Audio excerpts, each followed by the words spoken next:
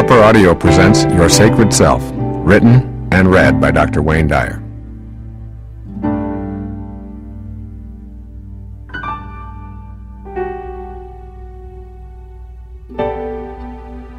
You have been facing the wrong way. The most important insight you can have is to realize that you have been facing the wrong way for the better part of your life. Take a moment right now to experience what I mean. Picture yourself in any position that you like, standing, sitting, lying down, whatever is easiest for you to imagine. Now look at that mental picture of yourself.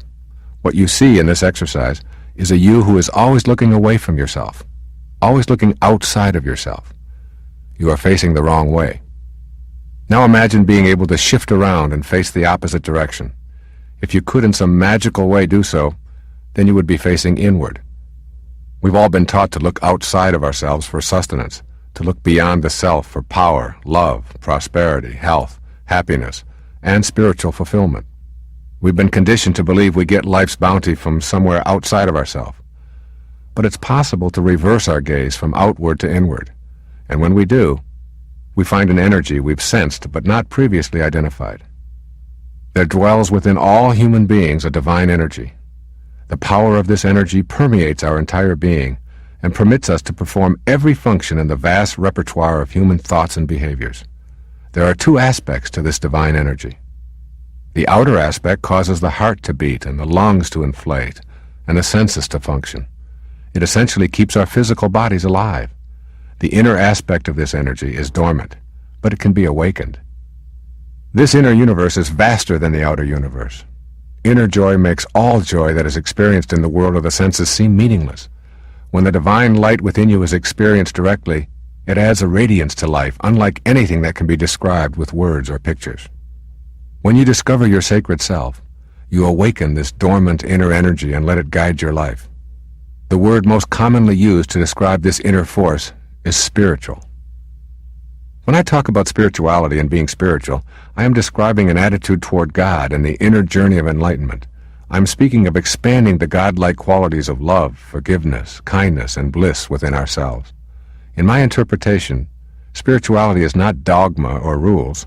It is light and joy and focuses on the experience of love and inner bliss, radiating those qualities outward. I call the journey to discover your sacred self your sacred quest. You need to begin looking inward at who you are and why you are here instead of outward at the physical world and things within it. There was an instant in time when you were nowhere. The moment before your conception, you were nowhere. Then, in one holy instant, you went from nowhere to now here. There will be another holy instant when you will go from nowhere to now here. We call that moment death, yet you, the divine, changeless, eternal, invisible you, will live on. If it is true that we are a part of an intelligent system, we can assume that we go from nowhere to now here for some purpose. With this realization, you can stop doubting that you are a divine creation with purpose and just accept that you are. You are a part of this intelligent system, and you are here for some divine reason.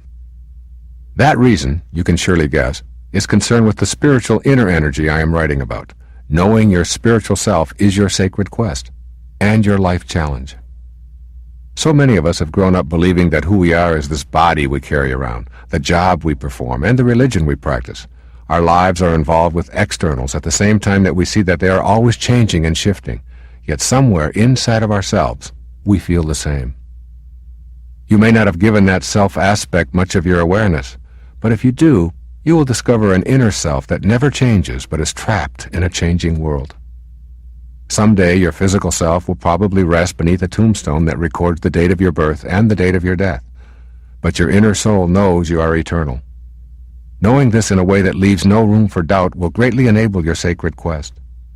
When you reach that state, knowing that who you are is the unchanging self, you will be on purpose in your life.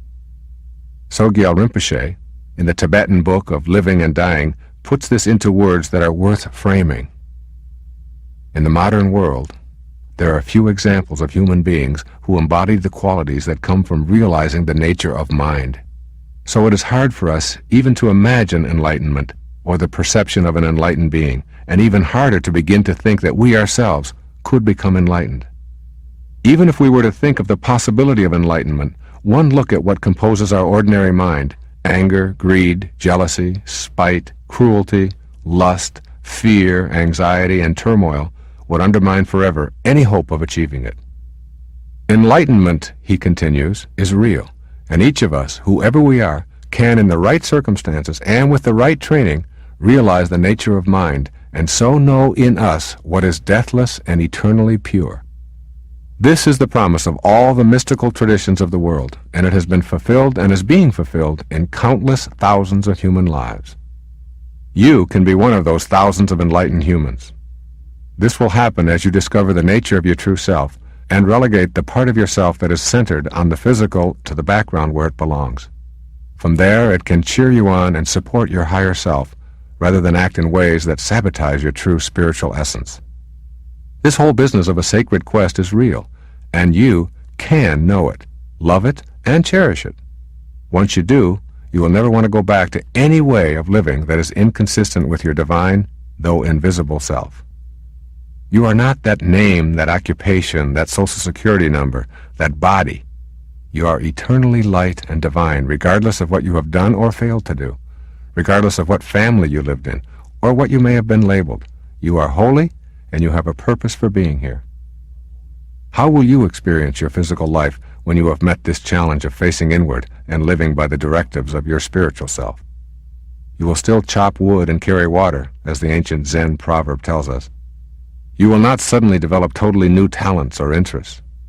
However, you will have a level of awareness that lets you see things that have been hidden. Here are some of the insights that will give you a sense of peace and inner fulfillment. You will experience and enhance the meaningfulness of coincidences. You will become aware that there are no accidents in this intelligent system. You realize that everything that shows up in your life has something to teach you. You appreciate everyone and everything in your life. You are unable to entertain any doubts about the universal source of energy. You know that all beings are a part of it and receive sustenance from it. You are convinced that all weakness and falsehood come from a refusal to know this. You will feel loved. You will call for and accept divine guidance. This vital spiritual nourishment is felt in both your inner and outer experiences. Immobilizing fear diminishes as you feel the presence of the divine energy within you. All seems as it should be, even though you may not understand it. Your desires to right wrongs and fix the broken parts of your life are also part of this divine plan. You pursue your desires to serve God and humanity with clarity and peace. By focusing your inner energy on the beauty that surrounds you, you will receive that energy from your surroundings. With practice, this kind of receptiveness will become a source of strength and sustenance in your daily life. You will sense that anything that is destructive to one human is destructive to all. This higher awareness will lead you to the conclusion that Mahatma Gandhi came to, that God has no religion. That awareness will give you a loving energy that will help to bring all of us together. You will make a new agreement with reality. When your soul becomes the guiding force in your life, you will break the ordinary agreement with reality intellectually and physically. Your level of awareness will shift so dramatically that you will no longer feel bound by the agreement that defines reality for most others. You will experience surrender and acceptance. You will finally stop fighting and simply let go. You will accept that God knows what she is doing. This surrendering process will make you more effective in your sacred quest. You will become a waking dreamer. Everything that you are capable of achieving while dreaming will be possible while awake. The power of your mind to manifest what previously could only occur in sleeping dreams will begin to be your awakened reality. Some people take a lifetime to learn how to become a waking dreamer, to literally be in a dream state while awake. With your heightened awareness and the guidance of your higher self, you will become one of those waking dreamers. You will know the power and ecstasy of silence. As Herman Melville wrote, "Silence is the only voice of our God. All profound things and emotions of things are preceded and attended by silence." You will know that there is a spiritual solution to every problem. Problems such as addictions to drugs, foods, and alcohol have solutions in your higher self. By going within, you will see your excessive desires for something outside of yourself as an inadequate refuge for worldly pain. when you begin to achieve the highest levels of pleasure and euphoria by facing inward, the desire and the need for externals will simply disappear. Every problem, be it with relationships, finances, health, or self-image, has a solution in the sacred self. When you are peaceful, experience silence, meditate, and listen, really listen to God, you will be directed away from the worldly and toward the divinity that is within you. You will know what you need to do. You will shift from acquiring to sharing. You will desire less and yet feel more fulfilled. You will shift your attention away from yourself and take pleasure in serving others. You will live authentically. You will accept yourself, knowing that whatever behaviors you exhibited in the past, even the ones that may have been destructive and immoral, were a part of who you were at the time, and they had great lessons built into them for you to transcend. You will be able to say with conviction, "I am what I am." While some of the people who are close to you may find this difficult to accept, you will no longer be able to compromise yourself. You will be less judgmental and more forgiving. You will begin seeing that judging others does not define them, it defines you. Consequently, you will be less inclined to judge anyone or anything. You will also begin to forgive yourself. You will see mistakes as lessons for you to transcend. This will free you from the tyranny of self-recrimination. You have made the decision to be free. Up to now, I have described the sacred quest and how it will feel when you turn your life around. The following section offers suggestions for daily practice. These exercises will help you with the about-face process. Each day, make an attempt to serve others in some small way, and do not tell anyone. Copy this ancient truth and reread it daily. When you seek happiness for yourself, it always eludes you. When you seek happiness for others, you will find it yourself. Practice making meaningful coincidences. Get a clear picture in your mind of something that you would like to see happen in your life. A job opportunity, meeting your perfect partner, quitting an addictive behavior. Keep your inner focus on this picture and extend love outwardly as frequently as possible with this picture in mind. Keep yourself appraised of the inner world where you do all of your living. With this awareness, you will begin to know your divinity. Out of this awareness, you will be able to co-create the world that you desire. Have private conversations with God. In these conversations, rather than ask for special favors, affirm your willingness to use all of your inner strength to create solutions. Take time to appreciate beauty. Attempt to remove all enemies from your thoughts. Think of yourself as limitless as you make a new agreement with reality. Picture yourself able to accomplish anything your mind can envision. Allow yourself the freedom to dream of flying, shape-shifting, practicing bilocation, disappearing and reappearing. Make your own agreement with reality that is dependent solely on what you want it to be. Surrender. Stop asking, "Why me?" Dream awake. Allow your mind to create all that you can create in your sleeping dreams. By practicing this exercise, you will someday be unable to distinguish between your waking dream and your sleeping dream. Give yourself time each day for silence.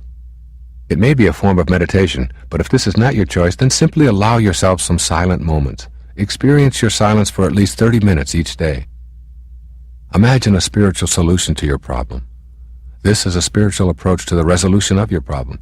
You have become the observer. You are viewing the emotions concerning the problem simply as energy. Before long, you will see the emotions disappearing.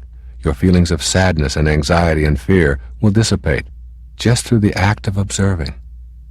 As you become less and less attached emotionally, the problem slowly disappears as the solution appears. A spiritual solution is one in which you detach yourself personally from the outcome and see the energy as flowing through you. By observing that energy, you make yourself separate from the pain. The act of compassionate observation releases the problem. Lighten your load beginning today. Go through all of the possessions that you no longer use and share them with others. You can do this with everything you own. Work at being content with who you are rather than pleasing others by being inauthentic. Say to yourself, "I am what I am, and it's okay as long as I'm not hurting anyone else in the process."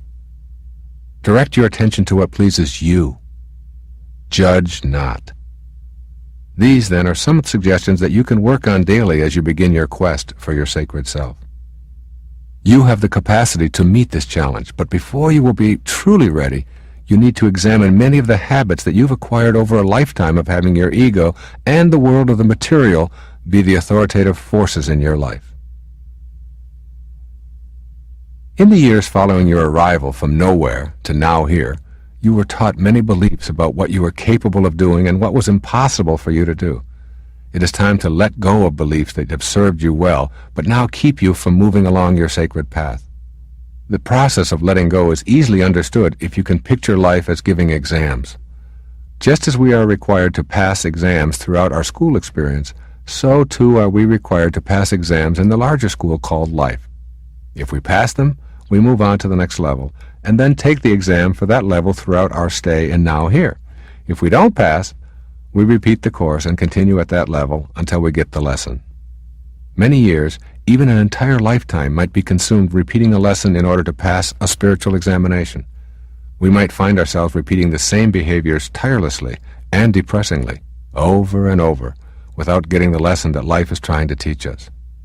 You may find yourself going from one bad relationship to another, even seeking the same person each time, only in a different body.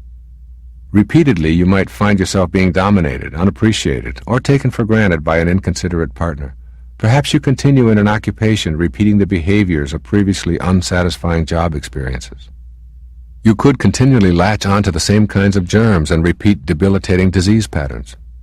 People who successfully put themselves onto the spiritual path are living the life they love and feeling productive because they realize that life patterns are trying to tell them something. They understand that those situations are the exams. The same responses, the same answers that they've always been given previously, will not get different results. The decision is made to pass this exam in this area at this time by responding differently. To move on to the next level in this curriculum called life, you have to pass the exams along the way.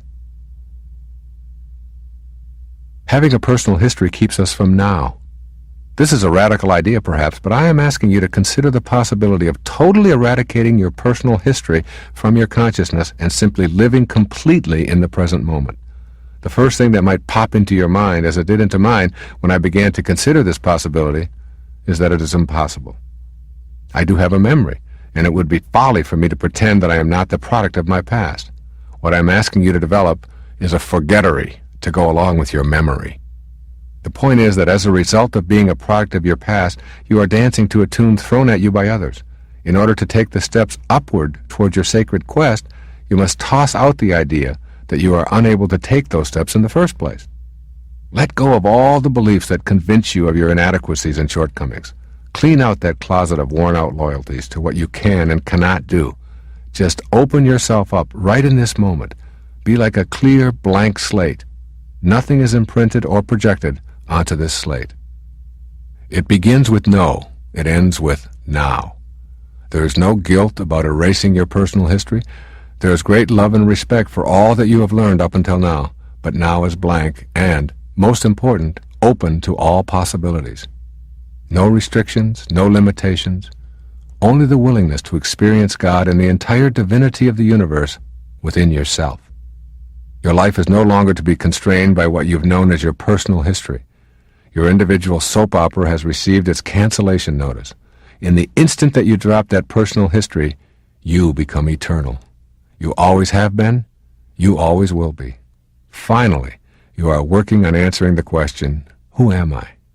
Your answers no longer need be confined to the labels that defined your body and your life experience.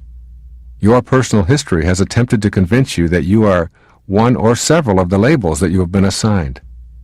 Ultimately, you adopted the labels as who and what you were. In the process of erasing your personal history, you need to remove all the artificial labels. Here are some of the things that you are not. You are not your name. The label that is your name originated in antiquity, usually based on the work of your ancestors. Your name was given to you to help distinguish your body from the other bodies around you, and to give others a word to use when they want to refer to you. But don't for a moment think that this is who you are. Indeed, it is who you are not. You are not your body. Notice how the previous sentence uses the phrase, your body. This implies that the body is something that you possess. You are the possessor of the body and the invisible force behind the body, but not the body itself. The body is nothing more than a conglomeration of raw material, including bones and gristle and blood and iron and calcium and skin. As you consult your personal history, you will find lots of trauma about the body's importance. Were you taught that your appearance said a lot about you? Most of us were taught to spend hours before mirrors worrying about posture, physique, skin, absence or presence of hair, weight, height, and on and on. But this is your false self at work. You own the body. You are not the body. You are not your mind. Just as we say your body, we also say your mind. This implies the owner of the mind. You think thoughts with your mind. Therefore, these are the thoughts, and there is the thinker of the thoughts. For most of your life, you've been taught that you are your mind. You've been training your intellect, attending classes ad infinitum, and identifying yourself somehow with what you know. As you leave your personal history behind, you will leave behind the notion that you are your mind. You are not your occupation. You are not engineer, nor teacher, nor secretary, nor shopkeeper. These are choices that the invisible divine you has made as your way of fulfilling your heroic mission while visiting the now here. The more your position becomes defined as who you are, the more difficult it is for you to know truth and freedom. The role identification itself can keep you away from your own true higher self, since the role of occupation is the dominant force in your life. Dropping your personal history involves shedding the notion that you are what you do. Remember this exercise in logic. If you are what you do, then when you don't, you aren't. Make every effort to remove these labels from yourself and know that you are not what you do, nor are you the doer. You are the one who watches the you who is doing. You are not your relationships. Certainly the love energy between you and all of those in your immediate circle is very significant, but it is not who you are. You are not your country, your race, or your religion. Discard these names, and you will identify with the realm of the spirit rather than the world of the ego. Then you are no longer willing to fight the fights of your ancestors who have tried to convince you whom to hate and whom to love. You will no longer participate in the tribal consciousness in which you perceive yourself to be better than another by virtue of your birthplace or skin color. Your personal history has trained you in the ways of your tribe. These are limitations that you do not need to have. Let go of that identification with the labels and choose a new perspective of unity consciousness. You are united with all souls. Their packaging or location is simply irrelevant. It is now time to begin the task of recognizing and releasing beliefs and opinions that do not fit into your new agreement with reality. Take a look at some of those ingrained beliefs and shift them out of your consciousness. Your personal history is replete with beliefs. These beliefs are at the core of your understanding of what it is that constitutes your reality.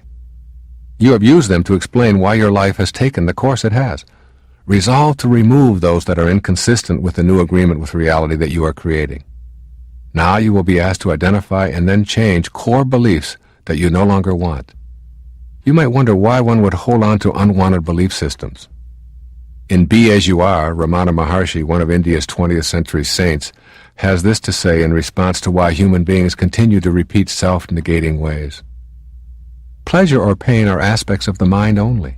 Our essential nature is happiness, but we have forgotten the self and imagine that the body or the mind is the self. It is that wrong identity that gives rise to misery. So what is to be done? This mental tendency is very ancient and has continued for innumerable past births. Hence it has grown strong.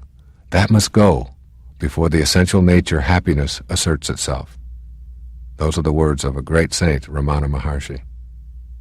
This tape may help you answer the rhetorical question that is being posed by Ramana Maharshi. What is to be done? Here are several of the most common and difficult to undo beliefs that are taught in Western civilization. Examine each of these core beliefs in terms of how it operates in your own life. Then consider some of the suggestions that I have offered. In the process, you will be rewriting your new agreement with reality and perhaps creating your answers to the question, what is to be done? Remember that your entire life is concerned with the accumulation of energy. The more beliefs that you remove from your inner space, the more room there is for new energy. Ask yourself if these beliefs are ones that you want to maintain or let go of. And keep in mind, if these beliefs do not serve you, they are lies that live endlessly. As Mark Twain suggests in his famous quote, the difference between a cat and a lie is that a cat has only 9 lives. Here's the first belief that you need to eradicate from your life.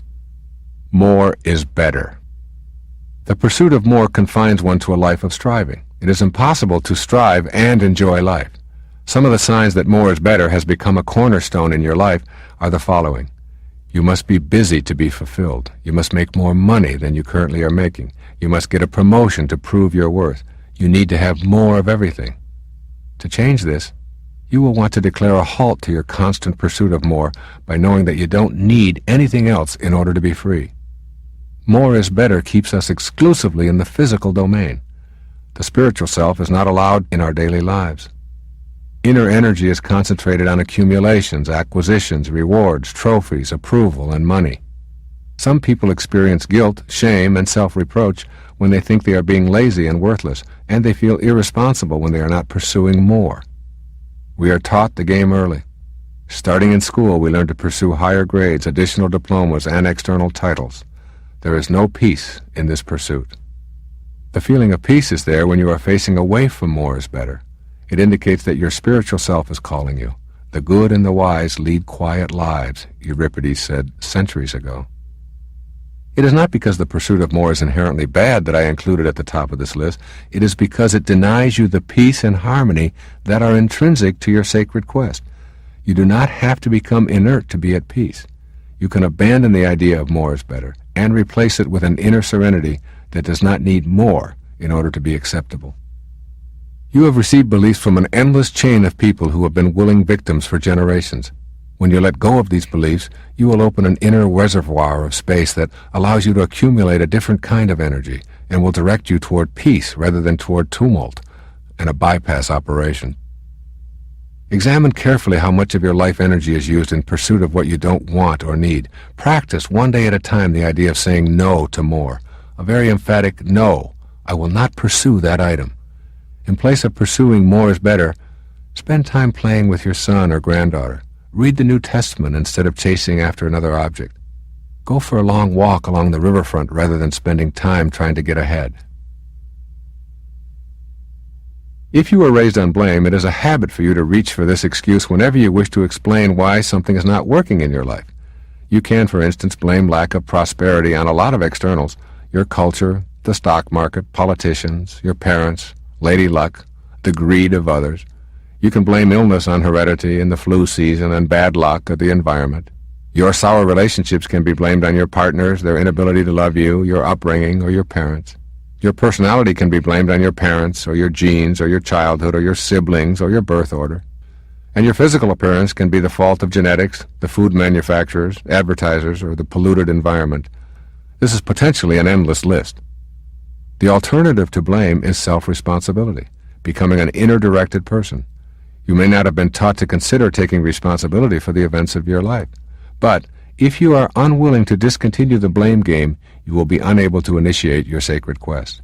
When you are inclined to think that someone else is responsible for your circumstances, take an instant to say a prayer of thanks for the lesson. The lesson is to become aware that you are the one who is experiencing the feeling. You can do this the instant that you recognize yourself playing the blame game. Feel thankful toward those you've let anger you. Give inner thanks for the reminder that the feeling you are experiencing is inside you, not outside you. Say to yourself, I do not want to be right. I want to know the truth. I want my higher self to rule.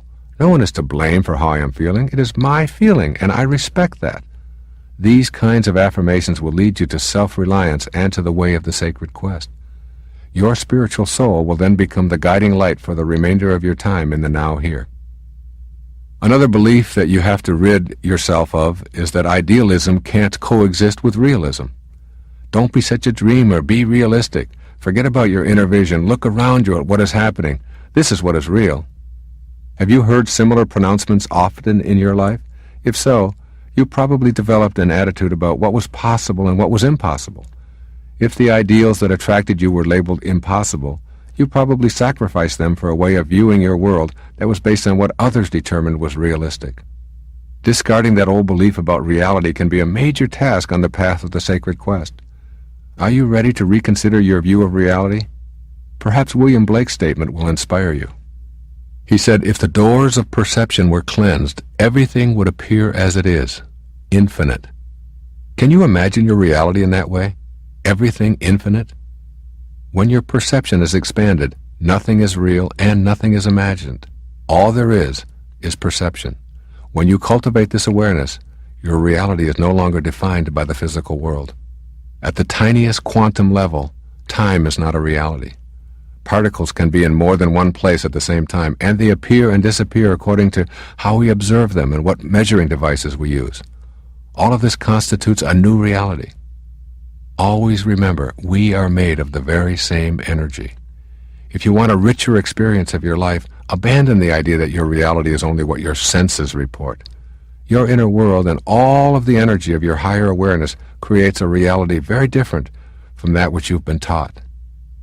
In this reality, your higher spirit, the loving presence within you, is dominant.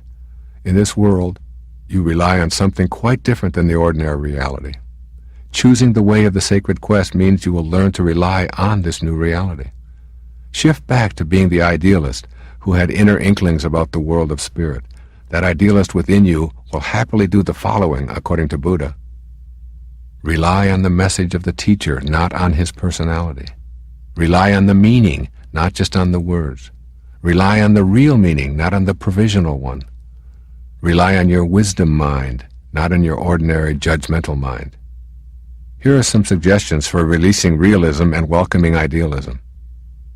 Trust your intuition. You will define your own reality from now on, and your definition will be based on your inner wisdom. There are no limits within, and within is where you are going from now on for your direction. Make a list of all the things you believed in before you were told they were impossible. Writing and drawing about those early beliefs will help to re-energize them. Practice experimenting with your new reality. Keep a vision of what it is that you would like to have occur, or someone you would want to call you. Anything that is important to you. Meditate on it, manifesting into your own life. Keep track of all the little things that lead up to bringing it about. After a while, you will notice that your reality has become one in which you play a role as co-creator. As a child, you were aware of a second aspect of your being. Here I am calling that your double, or your ethereal body. As you grew older, you lost touch with this ethereal energy body. This does not mean that it is unavailable to you. Your physical body is what you've come to believe is who you are. Yet this body, in and of itself, is neutral. Your body, in and of itself, can bring you neither peace nor turmoil. It is almost impossible to make contact with your higher self when you only believe in your false self and the material world. Somewhere within you, you are aware that all of the material world is energy. This energy appears solid from the perspective of your eyes, your perceptual equipment. A closer look at the physical world reveals a dance of particles in endless voids of empty space. A closer look at those particles reveals that they are involved in another, tinier dance of more particles in a field of emptiness ad infinitum until there is only energy and no particles. This is our reality. But we've been persuaded that what we see with the limitations of our eyes is the only reality there is. Your body is a part of that perceptual system you have been conditioned to accept. Your task is to dissolve the barrier that separates these two aspects of your being. When you do this, you leap into the unimaginable. Here are some suggestions for releasing your belief in physical exclusivity. Open yourself to the possibility of other dimensions of reality being available to you. Affirm to yourself that this is all a possibility. Very few people believed in the existence of microscopic life before the invention of the microscope. There were zillions of tiny creatures swimming around in their own pool of reality, independent of anyone's opinion about them. They exist now in your skin, your eyes, your fingernails, and your hair. All of those things that you sense to be solid are alive with invisible activity. Apply the same awareness to this notion. You can't see it, but you are an energy body and a physical body. Your double would like to introduce itself to you. Our education emphasizes believing in sensory experiences. Such experiences seem to tell us that we are separate, unique, special, and disconnected from each other. Very few of us learn that there is some kind of unity. The truth is that everything is linked, including you, to all other beings. Discard the belief that you are separate from everyone else. You will acquire a reverence for everyone that will turn into love. When we lose our sense of us versus them and know that we are all us, then we have a win-win relationship with life. Practice letting go of your ego's need to be separate from others. Begin viewing yourself as a member of the human family called us. Share your toys with others, especially neighbors and even strangers, as if they were a part of your family. As the English proverb says, the hand that gives, gathers. Treat everyone as if they are part of the tribe you love belonging to. Don't mentally note their differences. Carry an inner determination to see others as just as much a part of you on a spiritual level as is your child or your spouse. Create an affirmation expressing the idea that you are my brother, my sister. You are a part of my us. There are no more thems in my life. You have been taught that there are some bad people in the world who are best ignored. I'm suggesting the contrary. Everyone who comes into your life in any capacity is valuable. The petty tyrants in your life are just as divine as those who provide you with encouragement and support. Emerson put this important lesson like this: the whole course of things goes to teach us faith. The whole course. This means everything that comes your way. Perhaps the single most significant person in my life, the one person who made the greatest difference for me and my own spiritual development, is a person who by all accounts was a petty tyrant. This man was my father. He abandoned his family, spent time in prison as a petty criminal, and was abusive toward his wife. At the age of 49, he died from excessive use of alcohol. I have no memory of him. My knowledge of him is based on what I heard and later discovered to be true when I investigated his life. Yet this petty, tyrannical con man was the main character leading to my transformation. I wrote about forgiving my father, and you'll see it when you believe it. I discarded the hatred and the bitterness that I had carried with me for a lifetime. A single act of forgiveness and letting go opened the way to my sacred quest and the writing, speaking, and living of the miracles I write about. I learned what I had to transcend. When I now occasionally slip into some of the behaviors that I know destroyed his life, I remind myself that this is not my path. This is not the kind of father I wish to be. This is not the kind of husband I wish to be. It is his example that helps me get myself back to the path that I know is my spiritual destiny. Be thankful for those petty tyrants. They are there for a very important reason. Ignoring them guarantees that more of them will appear in different bodies later on in your life. Prayers of thankfulness are wonderful affirmations of this truth. The experience of being deserted by a spouse might teach you to be independent. This type of situation may introduce you to the loving presence within. Perhaps you will learn the difference between aloneness and loneliness and decide to love the person you are alone with. The alcoholic years can teach us that we are greater than any substance. We might learn to be thankful for those drunken teachers and consider them instructors from God. Even physical abuse may have a powerful lesson in it. We may discover that we are more than a body. It's possible for us to know that no one can reach our inner self with their blows. Make a list of all the people you have written out of your life as evil or scumbags. Write down everything that their presence taught you. Have you learned to not repeat victim behaviors? Reconsider that so-called scumbag's value to your life. You could not have learned the lesson without that person. The evidence for this is that you obviously needed to bring that person into your life because you did. Look for the fullness of God in everyone. Realize that in some unfathomable way, the fullness is operating even if you cannot see it.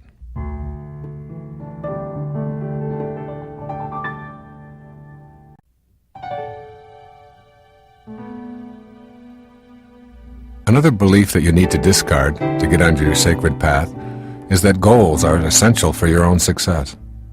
I am pretty much convinced that there really is a formula for failure, which is nothing more than trying to please everyone and ignoring our own inner impulses. But I do not believe that there is one single formula for success. Living the spiritual life does not mean setting goals and following them assiduously. The way of the sacred quest is different than that. This difference is sensed in this little stanza by Rumi, a Sufi poet who lived 1,000 years ago. He said, "Do you think I know what I am doing? That for one breath or half-breath I belong to myself? As much as a pen knows what it's writing, or the ball can guess where it's going next." As an instrument of God, you are ever in the presence of a loving guidance. With this inner awareness, you will not lose sight of yourself and become a homeless bum begging for your next meal if that is not the way of your sacred quest. You will know your purpose, pursue it with vigor, and trust the universe to handle the details. It is this kind of awareness that has led me to work even harder and produce more effectively and feel more purposeful, not a set of goals that I strove toward. I can truly identify with Rumi in this regard. I have never known where I am going. I quiet myself, listen, and then allow myself to be guided. Having goals is a way of abandoning now in favor of a plan for some future now. The absence of a lot of specific goals helps cultivate your awareness that you are not alone on this journey. You begin to trust in the divine guidance to assist you in your present moment. You come to know the universe will handle the details if you surrender and let go somewhat. How to release the importance of goals for success? Be willing. This is the most important suggestion I can offer. Be willing to do whatever it takes to turn that inner knowledge and future pull into your reality. Relax about the future and let it go. Instead, make an active commitment to enjoy this day a little more.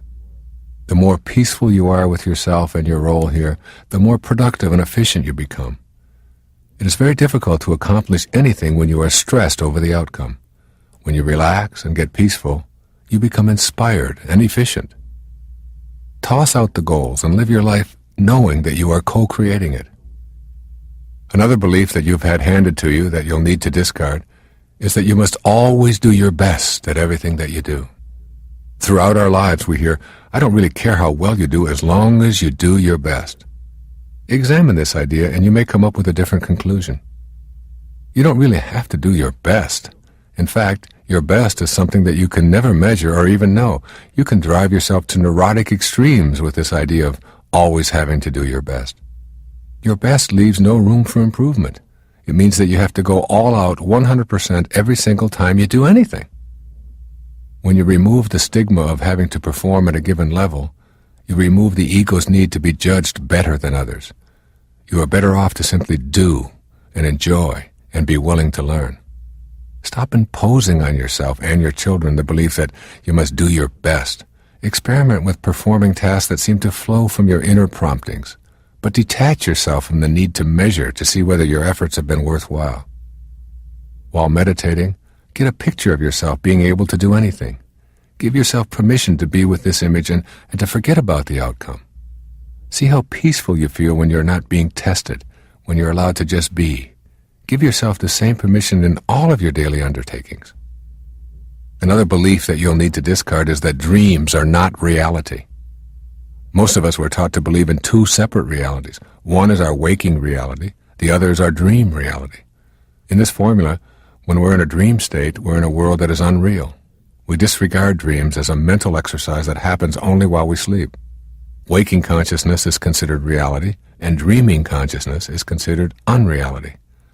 I suggest that you reconsider this belief. Imagine that your dreams are simply different aspects of the same reality, and that they contain teachers for you on your sacred path. Begin with understanding that this is primarily a world of energy, and only secondarily a world of material objects. To know your sacred self, you need to perceive energy directly. This is what you are capable of doing in your dream state. The entire basis of your perception shifts from concrete objects to energy shapes. When this is part of your reality, your dream state becomes something that you share with other spiritually attuned beings. Eventually, you can be aware that you are dreaming while you are dreaming. This is called lucid dreaming. In lucid dreaming, you can control your dreams and be able to dream awake. Through the process of dreaming, you perceive other dimensions of reality, which are shut out by your conditioning. I'm not talking here about dream interpretation. I am talking about knowing your dream life and being aware of experiencing dimensions of a reality while you are sleeping, which will also become available in your waking moments.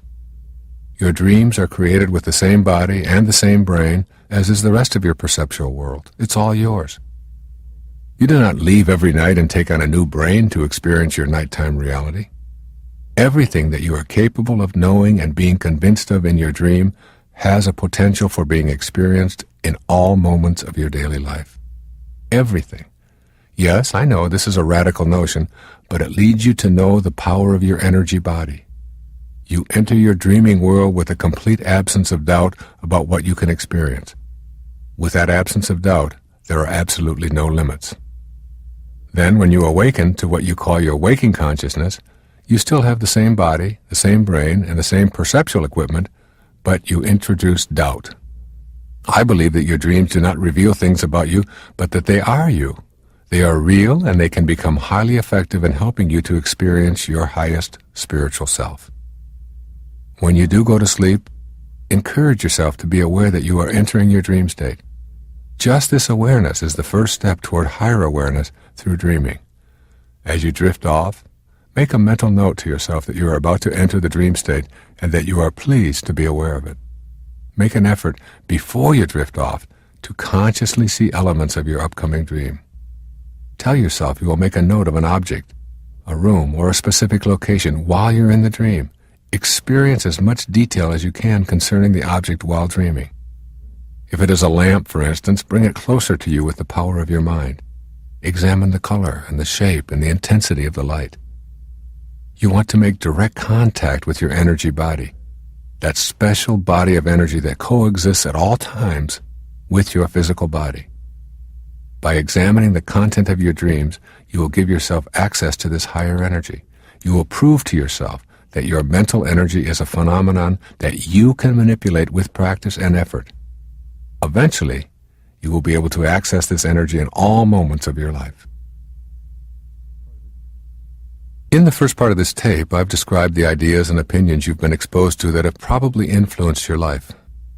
Many of those ideas, given to you by others, may now be your daily reality, defining for you what is possible and impossible in your life. I've encouraged you to abandon many of those beliefs and to make a new agreement with reality that is based instead on what you know is your truth. Once you know your personal truth, your reality will be free of doubt. You might not think that doubt could have much of an effect on your life, but part of the damage that it creates is that it is so thoroughly etched onto your belief system that it becomes impossible to think any other way. Doubting our potential achievements, we proclaim with certainty just what is and just what is not possible. But when doubt is banished, we come to a knowing that leads to creative and inspired solutions far beyond what we believed was possible. Can you imagine your reality if you were brought up in an environment free of doubt? How would your life be different if you had never heard, "It can't be done, that's not possible, accept your limitations"? What if you had been encouraged to exercise the energy of your mind? You might have used that energy to explore your power to influence other beings and things and the weather and your own creativity. If you had been fortunate enough to be raised without doubt, you would possess an incredible inner sense of your magnificence. Never would you utter sentences that reflect doubt, such as, "I'm not talented enough, it can't be done, get real, and don't you know that there are limits to everything?" The sacred self knows no doubt. It has no limits, and it has no boundaries. What would our world be like if we had learned this in childhood? It is time to know that we have a personal responsibility to incorporate the sacred quest in our lives and to introduce our children to this aspect of human life. I offer my own children opportunities to learn about their inner limitlessness in a variety of ways. For example, I invite them outside with me to make clouds. After dinner, we take a blanket outside and lie down, and we engage in what has come to be called cloud making. The children start by creating an inner picture of a form they want to see in the clouds. Then they concentrate their energy on a particular cloud, attempting to influence it to design their own inner picture.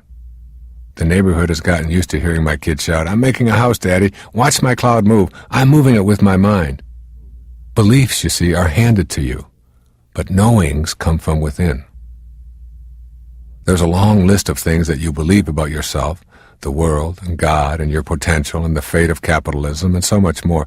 These beliefs, which came to you from outside of yourself, became your very own. Your knowings, however, all came to you as a result of your own experience of having decided to transcend a belief. No one can hand you a knowing. You must have the direct inner experience of the decision-making function to make it a known. Beliefs also will let you down in a crisis, while knowings never let you down. When you believe in something without knowing it, there is doubt attached to the belief. The doubt resides somewhere deep in the recesses of your mind.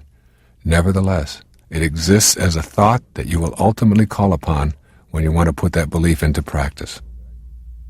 I remember believing that I couldn't do a backward dive into the swimming pool.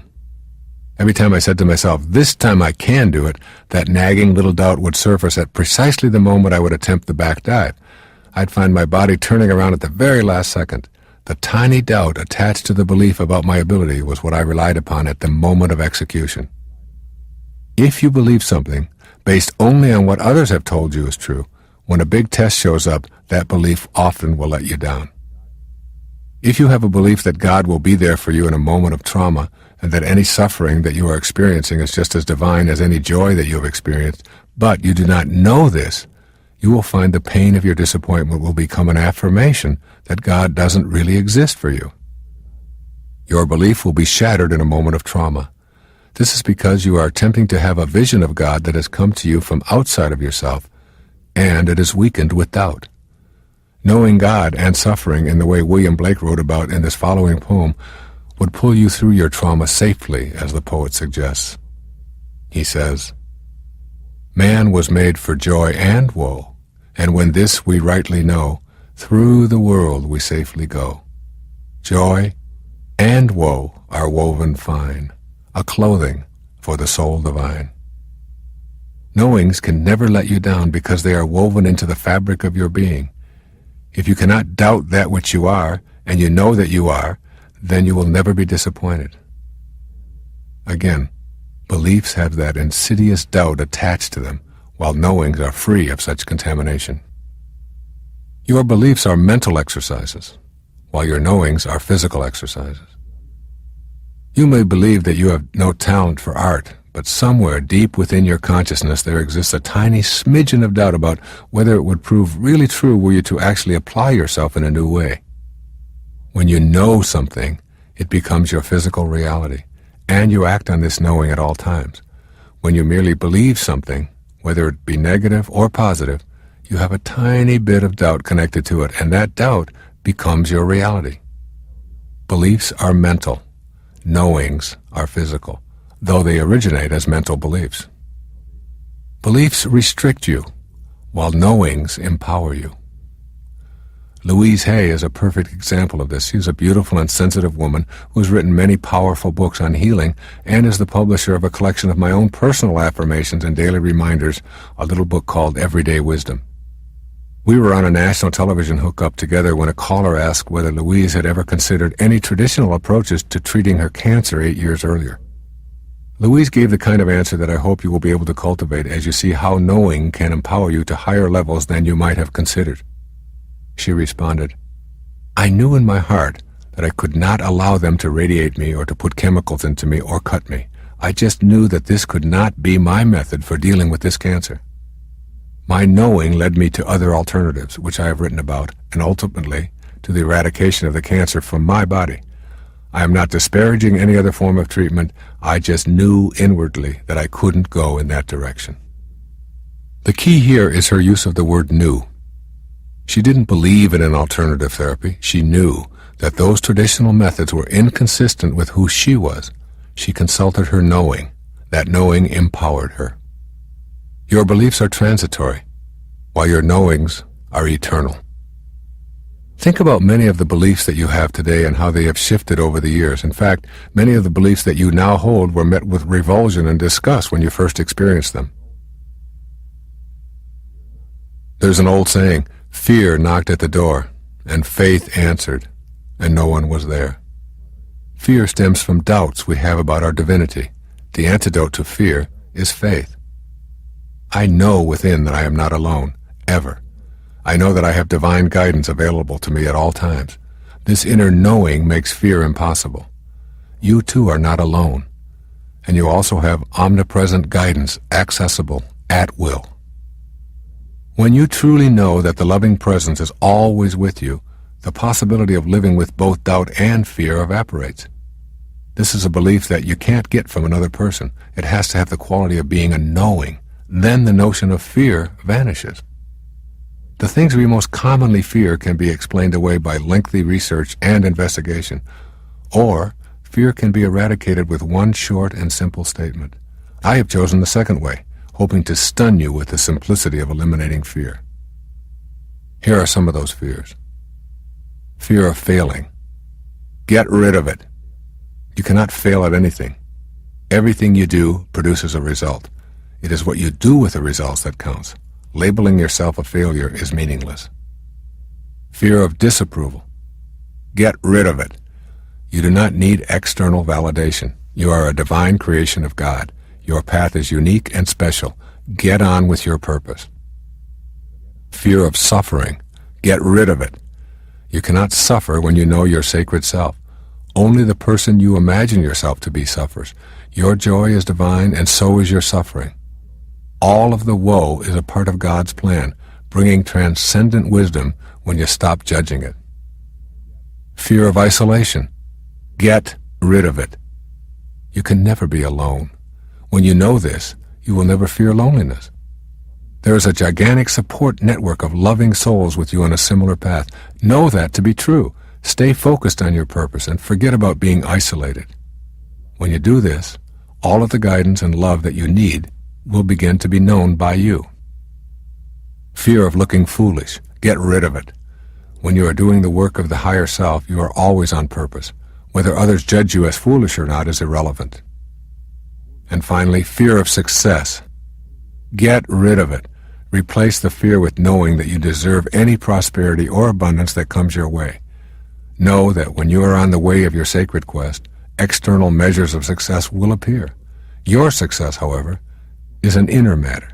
It is your personal feeling about yourself, and certainly you do not want to be afraid of yourself. These, then, are the 6 fears that interfere the most with the way of our divine purpose. Know that you possess the inner tools to transform your life, and the fear will be gone before you can utter, "Get rid of it." One of those inner tools is to acknowledge to yourself when fear enters your personal picture.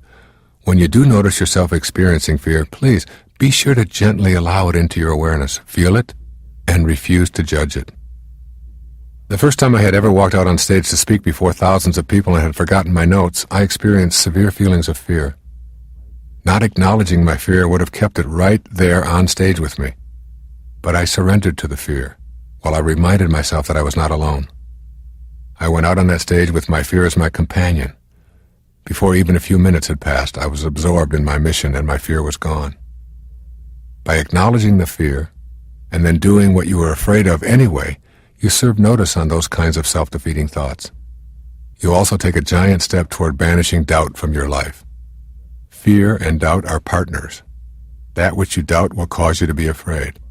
That which you fear creates doubts about your ability to deal with it. Faith is an antidote to fear and doubt. In most cases, the use of the word faith is associated with developing a religious framework for our lives. Faith and worship in this context go together. I'm not talking about faith this way. I honor whatever your religious persuasion is, but I do not want you to confuse religious beliefs with the actual presence of faith. Faith is akin to knowing God, which is different than believing in God or knowing about God. Knowing, as I am speaking about it, is an experience on a cellular level of personal experience which has not one iota of doubt attached to it. To me, faith is an inner knowing and a capacity to see God in everything, including myself. This kind of faith does not come from books. The kind of faith I am describing does not need a religious service or a holy book. It comes from having the direct inner experience of God as a part of your higher self. It is demonstrated in countless ways in daily life. You do not necessarily have to see this inner light with your senses, yet the experience is known. You know that what you do not see is there for you as well. I've seen my wife, Marceline, demonstrate this inner faith on 7 different occasions when she has given birth to our children. Throughout her pregnancies, she talks to me about her faith in God being with her.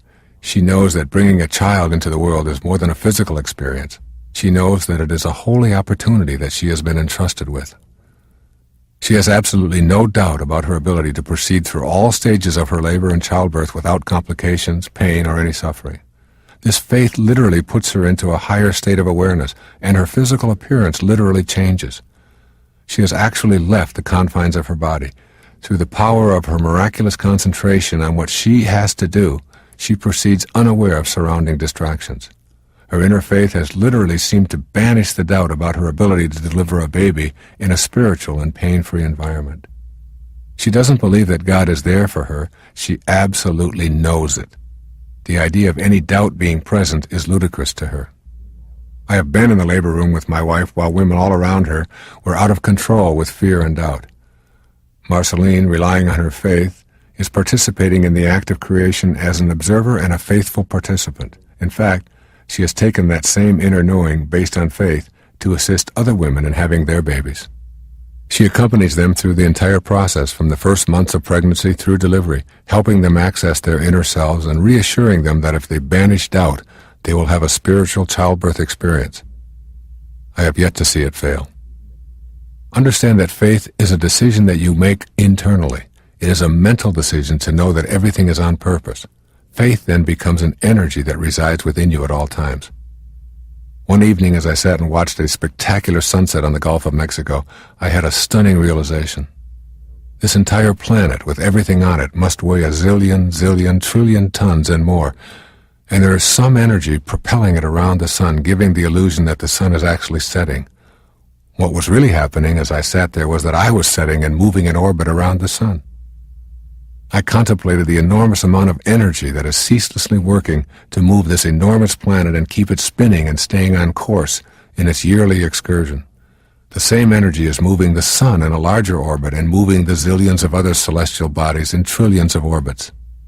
This energy gives the illusion that the Earth is standing still, yet we know there is enormous movement. We have faith in that energy. We trust that there will be a sunrise tomorrow morning in the east. We don't believe in it. We know it and have faith in it. That same energy is propelling you through your life and is within you at all moments. That same energy allows your lungs to fill with air, your heart to beat, and your body to stay together rather than to disintegrate. You know it. You have faith in it. That is the same kind of faith that you must develop about your entire life. You are being guided by that heavenly energy. Start to know it. You don't have to see it to believe in it, any more than you have to see the wind to know that it is there. This invisible energy that is doing so much is what you want to know. The inner faith becomes a power that was previously hidden from you. I have seen people walk barefoot as much as 40 feet on red-hot glowing coals without blistering. Before they undertake this adventure, they are trained in nothing more than faith. Their faith gives them the ability to concentrate with an intensity that can prevent their feet from blistering. I have used this kind of faith to swim across a lake in 45-degree water without experiencing any sensation of cold. I type for hours and see poems and chapters emerge without writer's block because I know that I am not alone. The cosmic energy is there within me for my use in fulfilling my personal identity. Inner faith can produce the people and the events that you need. It will work. However, this is not to imply that obstacles will not surface as well. Here are some specific suggestions for removing doubt from your inner inventory. Keep in mind that doubt not only inhibits your sacred quest, but can also be a destructive force in your daily existence. Make a decision that you are going to meet the invisible God within, the loving presence, so that you will know her. This means being willing to spend time in the inner silence of your being. Create the time and space for quieting and listening. Do nothing else but do this daily. Keep in mind always that doubt is produced by your ego. Doubt is not a part of your higher spiritual self. With this awareness, you can learn to observe your doubt rather than choose to own it. Make a list of the beliefs that you still hang on to which no longer serve you. Seeing them in writing will help you identify how absurd it is to stay rooted in the beliefs of others. As you examine your beliefs, see how many start with should and shouldn't. These kinds of sentences were your earliest training and may still occupy such a large space inside you that you no longer have room for any new knowings. Keep in mind always that doubt is a mental experience. If you want a thought to disappear, you can very simply send it away in this moment, just as you can refuse to think an unpleasant thought in any moment because you are in charge of those thoughts. So can doubt be eradicated when it shows up. Say to yourself as if you are two people, the one talking and the one listening. I have this doubt because I have allowed the persuasions of others to become my own beliefs. Now, I will think for myself and know that I do not have to live with doubt. Love is the truest antidote to fear and doubt. When you feel unconditional love for yourself as a divine creation who is here with a purpose, You release all doubt and fear concerning yourself and your place in the world. Therefore, when you experience a moment of fear and doubt, give yourself a portion of mental love and remind yourself that you are a holy creation. As you practice sending yourself love, that becomes what you have to give away. And it is also true that the more love you contain, the less room you have for the energy of fear and doubt. The banishment of doubt from your life forever will put you in touch with a mysterious power that previously had been obscured. I encourage you to let go of the doubt that you were so carefully nurtured on and let in a new knowing. The famous Native American Sitting Bull described this power in the following words. He says, "Behold, my brothers, the spring has come. The earth has received the embraces of the sun, and we shall soon see the results of that love. Every seed is awakened, and so has all animal life. It is through this mysterious power that we too have our being." Notice that Sitting Bull refers to this power as love. That love within all things is also within you. Send doubt out of your consciousness and welcome knowing. This first key to higher awareness is also spoken of in the Bible, in Deuteronomy 30, verse 14. It is something very near to you, already in your mouths and in your hearts. You have only to carry it out. I leave the rest up to you. You have only to banish the doubt and carry it out. Banishing the doubt is the first of the 4 keys to higher awareness. The second is called cultivating the witness. There are many benefits from assuming this witness stance. I ask you to shift your self-perception and cultivate a higher aspect of yourself known as the compassionate witness. Rather than think of yourself as a human being who has thoughts, feelings, and behaviors, begin practicing stepping outside of yourself. So what does it mean to be the witness? Take a moment to reflect on how you view yourself. As you do this, think of what you might mean if you said, "I was thinking to myself." You'll find that the phrase implies that there are 2 people rather than one. One person is the I doing the thinking. The other person is the self receiving the thinker's thoughts. The I is talking to the self, which, when you really examine your inner dialogue, you know you do hundreds of times each day.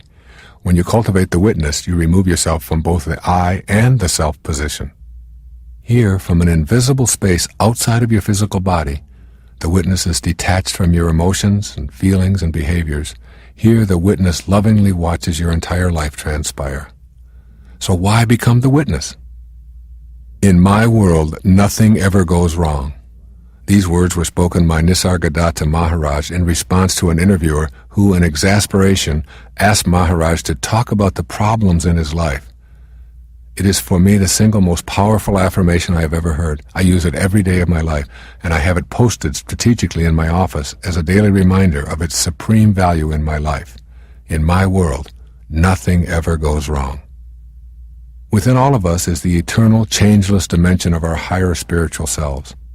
This is the invisible I that talks to the physical self. This is the thinker of the thought. This compassionate observer is not revealed with scientific instruments and doesn't appear on autopsy reports. When you are genuinely able to live in that spiritual domain of the witness, then nothing goes wrong because wrong is not possible for the witness. It is all in order. Nothing is questioned from that perspective. It is like being able to live in heaven where eternity and the soul are at the same time that you are within the physical body. But in this space, the body is not the focal point of existence. I am not suggesting that you need to sit in an ashram and discard all of your physical possessions in order to find this key to higher awareness, although that certainly is a possibility. Instead, I want you to consider how these words of nothing ever going wrong, of having no problems, and of living in a world of the changeless apply to your spiritual awakening. There is so much to learn from these ideas. Cultivating the witness will put you on the path where your higher, sacred self begins to influence your physical, ego self instead of the other way around. As Nisargadatta Maharaj puts it, give it your full attention. Examine it with loving care, and you will discover heights and depths of being which you did not dream of, engrossed as you are in your puny image of yourself. These are startling words describing the power and the value of cultivating the witness. The ordinary way of attachment and suffering can be changed when you learn to access and cultivate the witness attitude of detachment and observation. In order to cultivate your witness, you need to learn to observe your reactions in order to go beyond them. It is the going beyond that is the crux of the sacred quest. There are many ways that you can use the observation process. Here are a couple of them that are very important. The first is observing your body. This is one of the areas of being the witness that most of us have practiced somewhat. In general, we allow our body to function without interference. We are aware that there is the body and that there is a ghost in the machine, if you will. For as long as you can remember, you have been observing this phenomenon of a body. It is also true that you know that the entity that is doing the observing is removed in some dramatic way from that which it is witnessing. As you are listening to these words, you are allowing your body to act out its destiny without your meddling. You are not busy beating your heart or filling your lungs or oxygenating your blood supply or circulating your vital fluids. You allow your body to operate itself, and you allow another part of you to know the way of being the divine, quiet, non-interfering observer. This way has served you well. By just observing your body and detaching yourself from its functioning, it works as perfectly as it was ordained to. If you were constantly monitoring and attempting to control your bodily functions, you would be unduly attached to its outcome, and you would inhibit its natural functions. The times in your life when you worry or interfere with the natural functions of your body are the times when you find it breaking down. Feed your body the wrong foods and it will respond with lethargy and disease. Fail to exercise it and it will become overweight and groggy. Ignore its needs for fresh air and healthy environment and it will fall into disrepair. Feed it narcotic substances or artificial drugs and it will react with violent symptoms. When your body is in any state of disrepair, from being overweight to having back pains or nervousness or influenza or cancer or anything that is not the way of perfect health that your body knows at the cellular and genetic levels, then you are being called back to the position of loving witness. True awareness is a state of pure witnessing, without any attempt to fix or change that which is being witnessed. It is a kind of non-judgmental love that, by itself, is healing. Even if what you observe is sickness or infirmity, the compassionate witness notes the trouble spots and observes them with unconditional love. The absence of judgment in the act of observation itself contributes the appropriate energy of love that the situation needs. The more you can practice witnessing in this way, the more you will find that the mere act of non-judgmental witnessing will keep your life moving on its sacred quest. The mechanics of creation are such that where you place your loving attention and maintain it is where the wave begins making the shift from nowhere to now here. The second way of observing is called observing your mind. Your mind is filled with thousands of thoughts every day. They come and they go like trains in a terminal. One enters, another takes its place, one exits, and along comes another. First, you want to watch your thoughts. Then you want to watch yourself watching your thoughts. Here is the door to the inner space where, free from all thoughts, you experience the bliss and the freedom that transport you directly to your higher self. The simple exercise of watching your mind manufacturing its thoughts will eventually cause unwanted, unnecessary, erroneous thoughts to dissolve.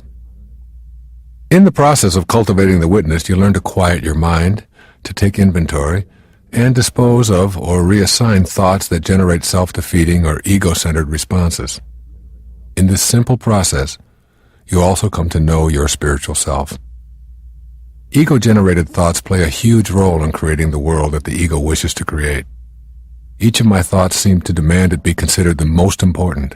Troubles begin with a thought that you put into your mind and allow to fester to the point of anxiety.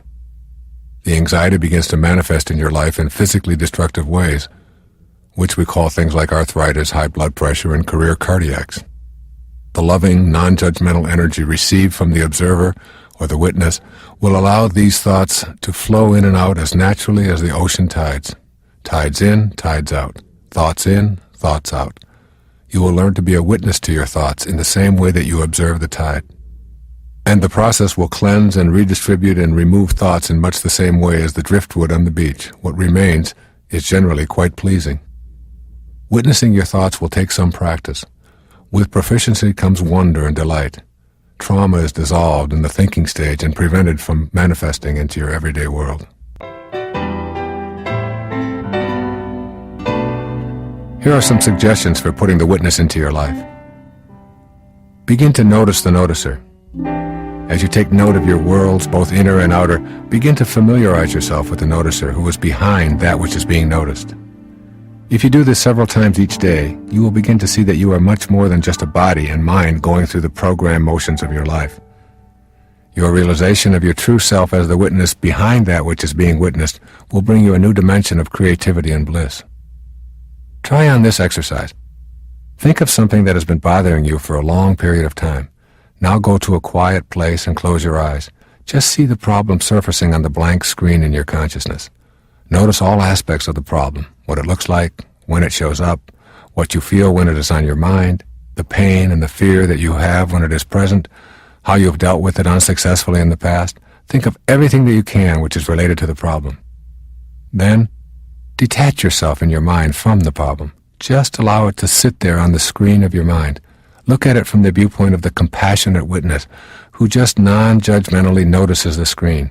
Watch it like a movie, allowing it to change in whatever way it does. Just observe it with loving permission for it to do whatever it wants to do. You will see it change and fade in and out of awareness. With each change or movement on the screen, remain in the caring witness mode of knowing the energy will do what it will and will also be accompanied by the loving energy from the witness. Often, just this act of observation will result in a feeling of the problem having dissipated. If that happens, observe that also from the position of caring observer. I once practiced this act of observation when I was injured and unable to play tennis. I reacted at first to the pain in my foot with statements like, "This injury is keeping me from doing what I want to do and I'm really upset about it." I found that no matter what I tried, the pain persisted, and I was unable to pivot and consequently had to discontinue an activity that I loved. I then took the witness stance. I no longer saw myself as having an injury. I attributed the pain only to my body and not to me. I witnessed the entire thing and merely watched it. I lovingly witnessed the pain, the way it showed up, my feelings of frustration about it, the color of the swelling, everything. But I refused to think of it as mine. It was only my body's problem. The very same day that I did this, the entire discomfort disappeared. I mean, it was gone from my body. I had put my attention on what was occurring and detached myself from it, and in what seemed like a few hours, I no longer had the pain and I was playing tennis as if I had never experienced any injury at all. In order to know the benefit of witnessing, you will have to banish the doubt about this as something that will work for you. Remember, you have been conditioned to believe that your body is the essence of your humanity. You've been taught to tackle problems with your physical and intellectual apparatus, not your higher self. Practice new self-talk sentences to replace your old identification with your physical body. I am that which owns this body. I am not the body itself. I can't be reached if you come to me with hatred or anger. I cannot worry when I refuse to be the worrier and simply observe that worrier and the worries. Self-talk sentences will keep you centered on your spiritual domain. You will find that many things that you worried about or experienced in a negative fashion are slowly beginning to diminish from your life. Rather than engaging in confrontations with others, try being the witness. Rise above the temptation to make someone else wrong, and instead watch yourself and your opponent from the witness perspective. In a quiet place, practice observing your thoughts for 30 minutes. Just sit your mind down and watch as thoughts come and go. While you're doing this, keep reminding yourself that those thoughts are not you. Give recapitulation a try. You can sit down and begin to recapitulate your life from today backwards right up to your birth, if you decide this is useful. This process involves imagining the people and the events that have been part of your life, including family and people you've worked with, lovers, close friends, schoolmates, neighbors, and anyone else. You begin by moving your head from left to right very slowly as you bring the people and the surroundings into your consciousness. As you move your head back and forth very slowly, you begin sweeping the energy back into you that you lost in those encounters. You are recalling the energy that you dissipated. Some people have spent as long as 2 years in this recapitulation process. When they were finished, they were re-energized and able to access their new energy to transport themselves inward to new dimensions of reality, new inner worlds that defy all that they had believed possible previously. The practice of recapitulation is recapturing energy. It gives you a much clearer picture of the need for everything that happened in your life to have transpired exactly as it did. Recapitulation shatters the belief that energy once spent is lost. You can access both your body and your energy body and know new worlds of perception. Recapitulation is the entryway to those worlds. These ideas of recapturing energy, sweeping away useless energy, and exchanging energy between people may seem absurd to you. If they do, it is because you have come to rely so heavily on your five senses that anything that is extrasensory seems unbelievable or unthinkable. Everything in the universe is energy. You cannot move without influencing energy. You are a storehouse of energy, and you always have been. Give yourself permission to go beyond your senses and experience a new kind of formless energy that will put you in touch with worlds you may never have imagined. The process of recapitulation is exquisitely exciting. You can redistribute your normal energy and enhance it in such a way so as to give you a somersault into the world of the unimaginable. I recommend that you read Tasha Abelar's The Sorcerer's Crossing for a detailed description of this recapitulation process. Even if you find it a struggle to cultivate the witness totally in your life, give some of these ideas a workout. More than anything, the witness posture introduces you fully to your higher self. It lets you in on the big secret. You are not your problems, your frustrations, or even your physical life. You are that which is noticing it all. You cannot truly grasp or examine this sacred part of yourself because it resides in the invisible you, yet it is the heart of your sacred quest. You want to allow your sacred self, rather than your ego, to be the controlling influence in your life. You want a deeper and a richer experience of life. It will elude you if you don't get to know this higher part of yourself. The witness will introduce you to this knowing. Nisargadatta Maharaj writes in I Am That, "It is the I am the body idea that is so calamitous. It blinds you completely to your real nature. Even for a moment do not think that you are the body. Give yourself no name, no shape. In the darkness and the silence, reality is found." As you cultivate this new awareness, you will find yourself enjoying the silence even more than when you used to seek out the noise as your companion. Cultivating the witness will introduce you to yourself not as the doer, but as the observer of the doer. You will come to welcome this realm as a respite from the hurry-up world that you've been living in. Those who measure such things estimate that our minds have 60,000 thoughts during the waking hours of every day. The problem with this is, today we will have essentially the same 60,000 thoughts that we had yesterday and the day before that. Our inner worlds are a frenetic beehive of activity with the same thoughts endlessly repeating themselves. This inner frenzy I call the inner dialogue. It is an omnipresent buzz in the form of silent thoughts. Most of this inner dialogue is a personal inventory of beliefs we've been trained to accept by others.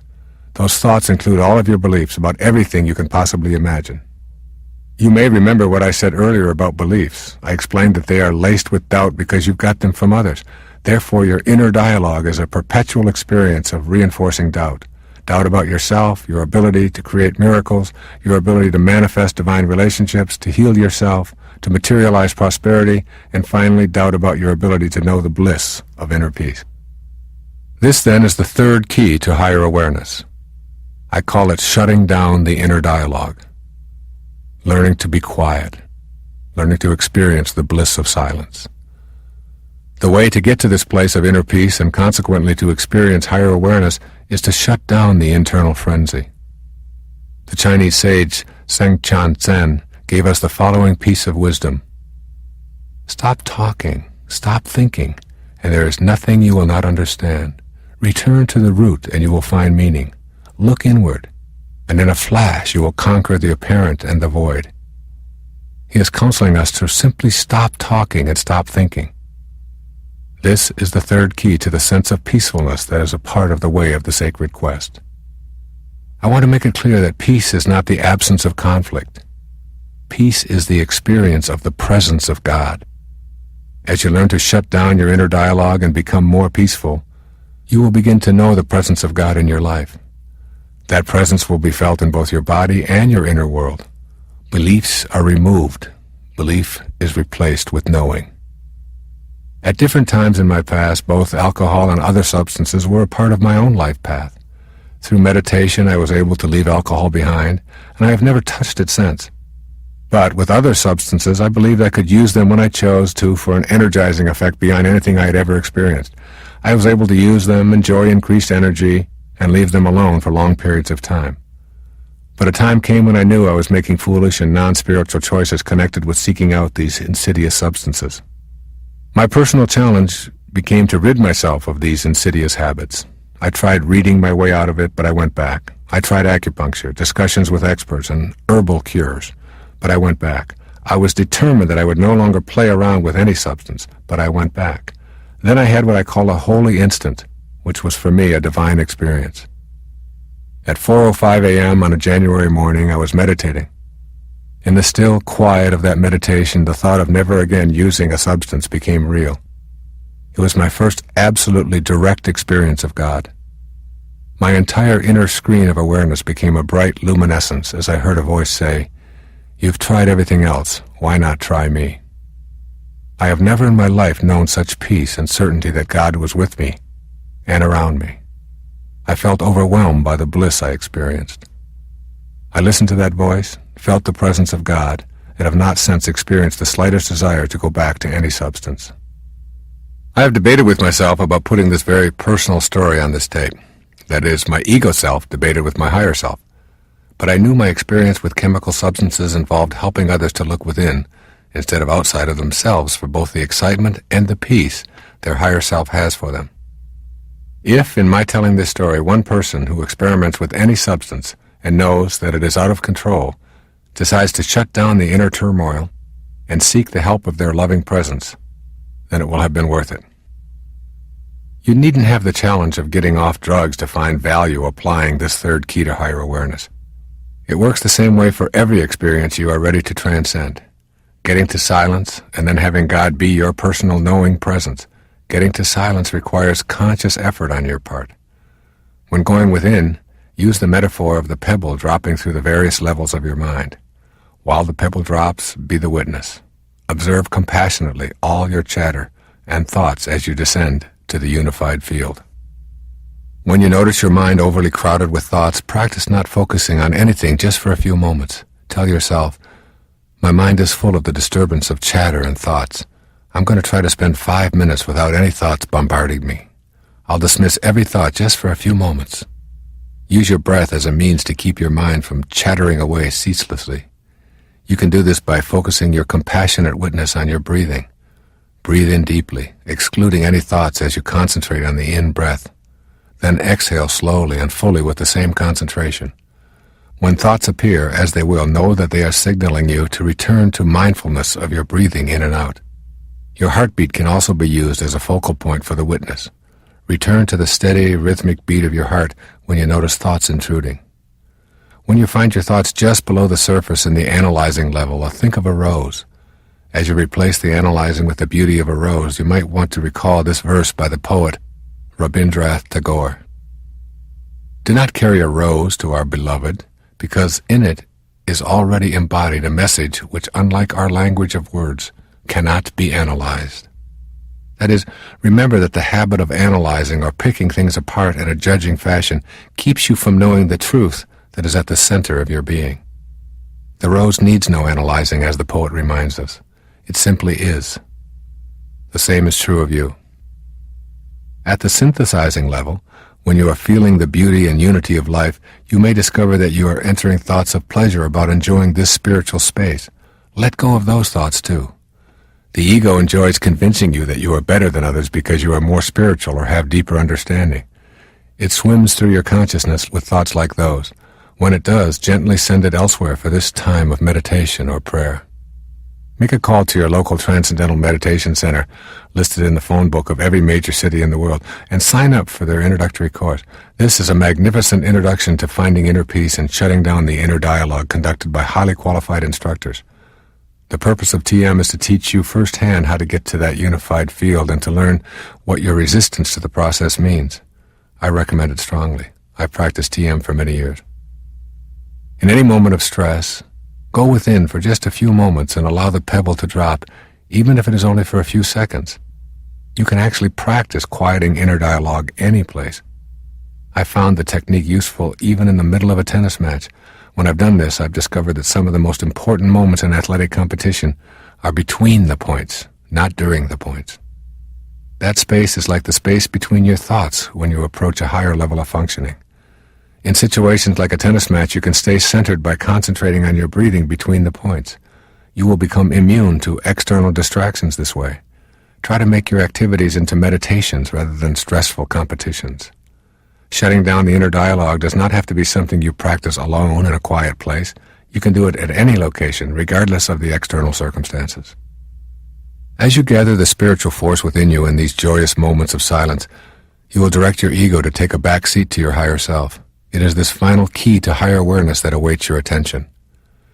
At any given moment in your life, you are choosing between two pictures or evaluations of yourself.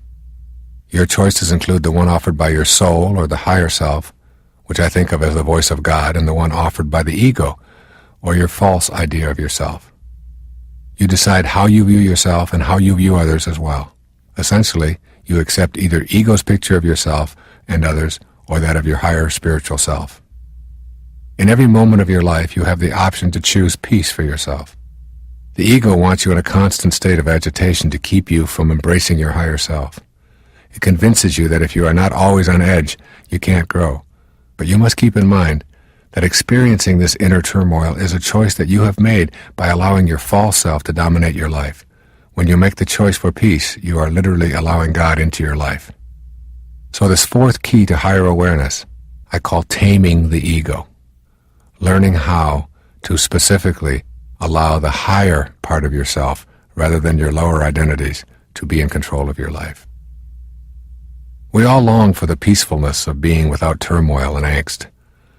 There is a feeling of an inner glow when we know that we are on course, on our sacred path. So why do we so frequently choose the opposite emotions and thoughts and inner beliefs, which agitate our minds and cloud our perceptions and distort our relationships? You need to carefully examine your choices that block your experience of peace, of God. Just knowing that peace is always an alternative is a significant awakening. These tools will help to tame the ego when it demands that you pursue separateness or specialness. Replacing the turmoil that you so often choose is then a simple matter of allowing your higher self to take over in any situation where you are about to allow turmoil to enter. Your ego will push you in the direction of the fight, away from peace. You must be ready to see it as it is about to happen and invite your higher self to send your ego a not wanted right now message. I'm fond of this A Course in Miracles quotation concerning ego replacement. You will not find peace except the peace of God. Accept this fact and save yourself the agony of yet more bitter disappointment, bleak despair and doubt.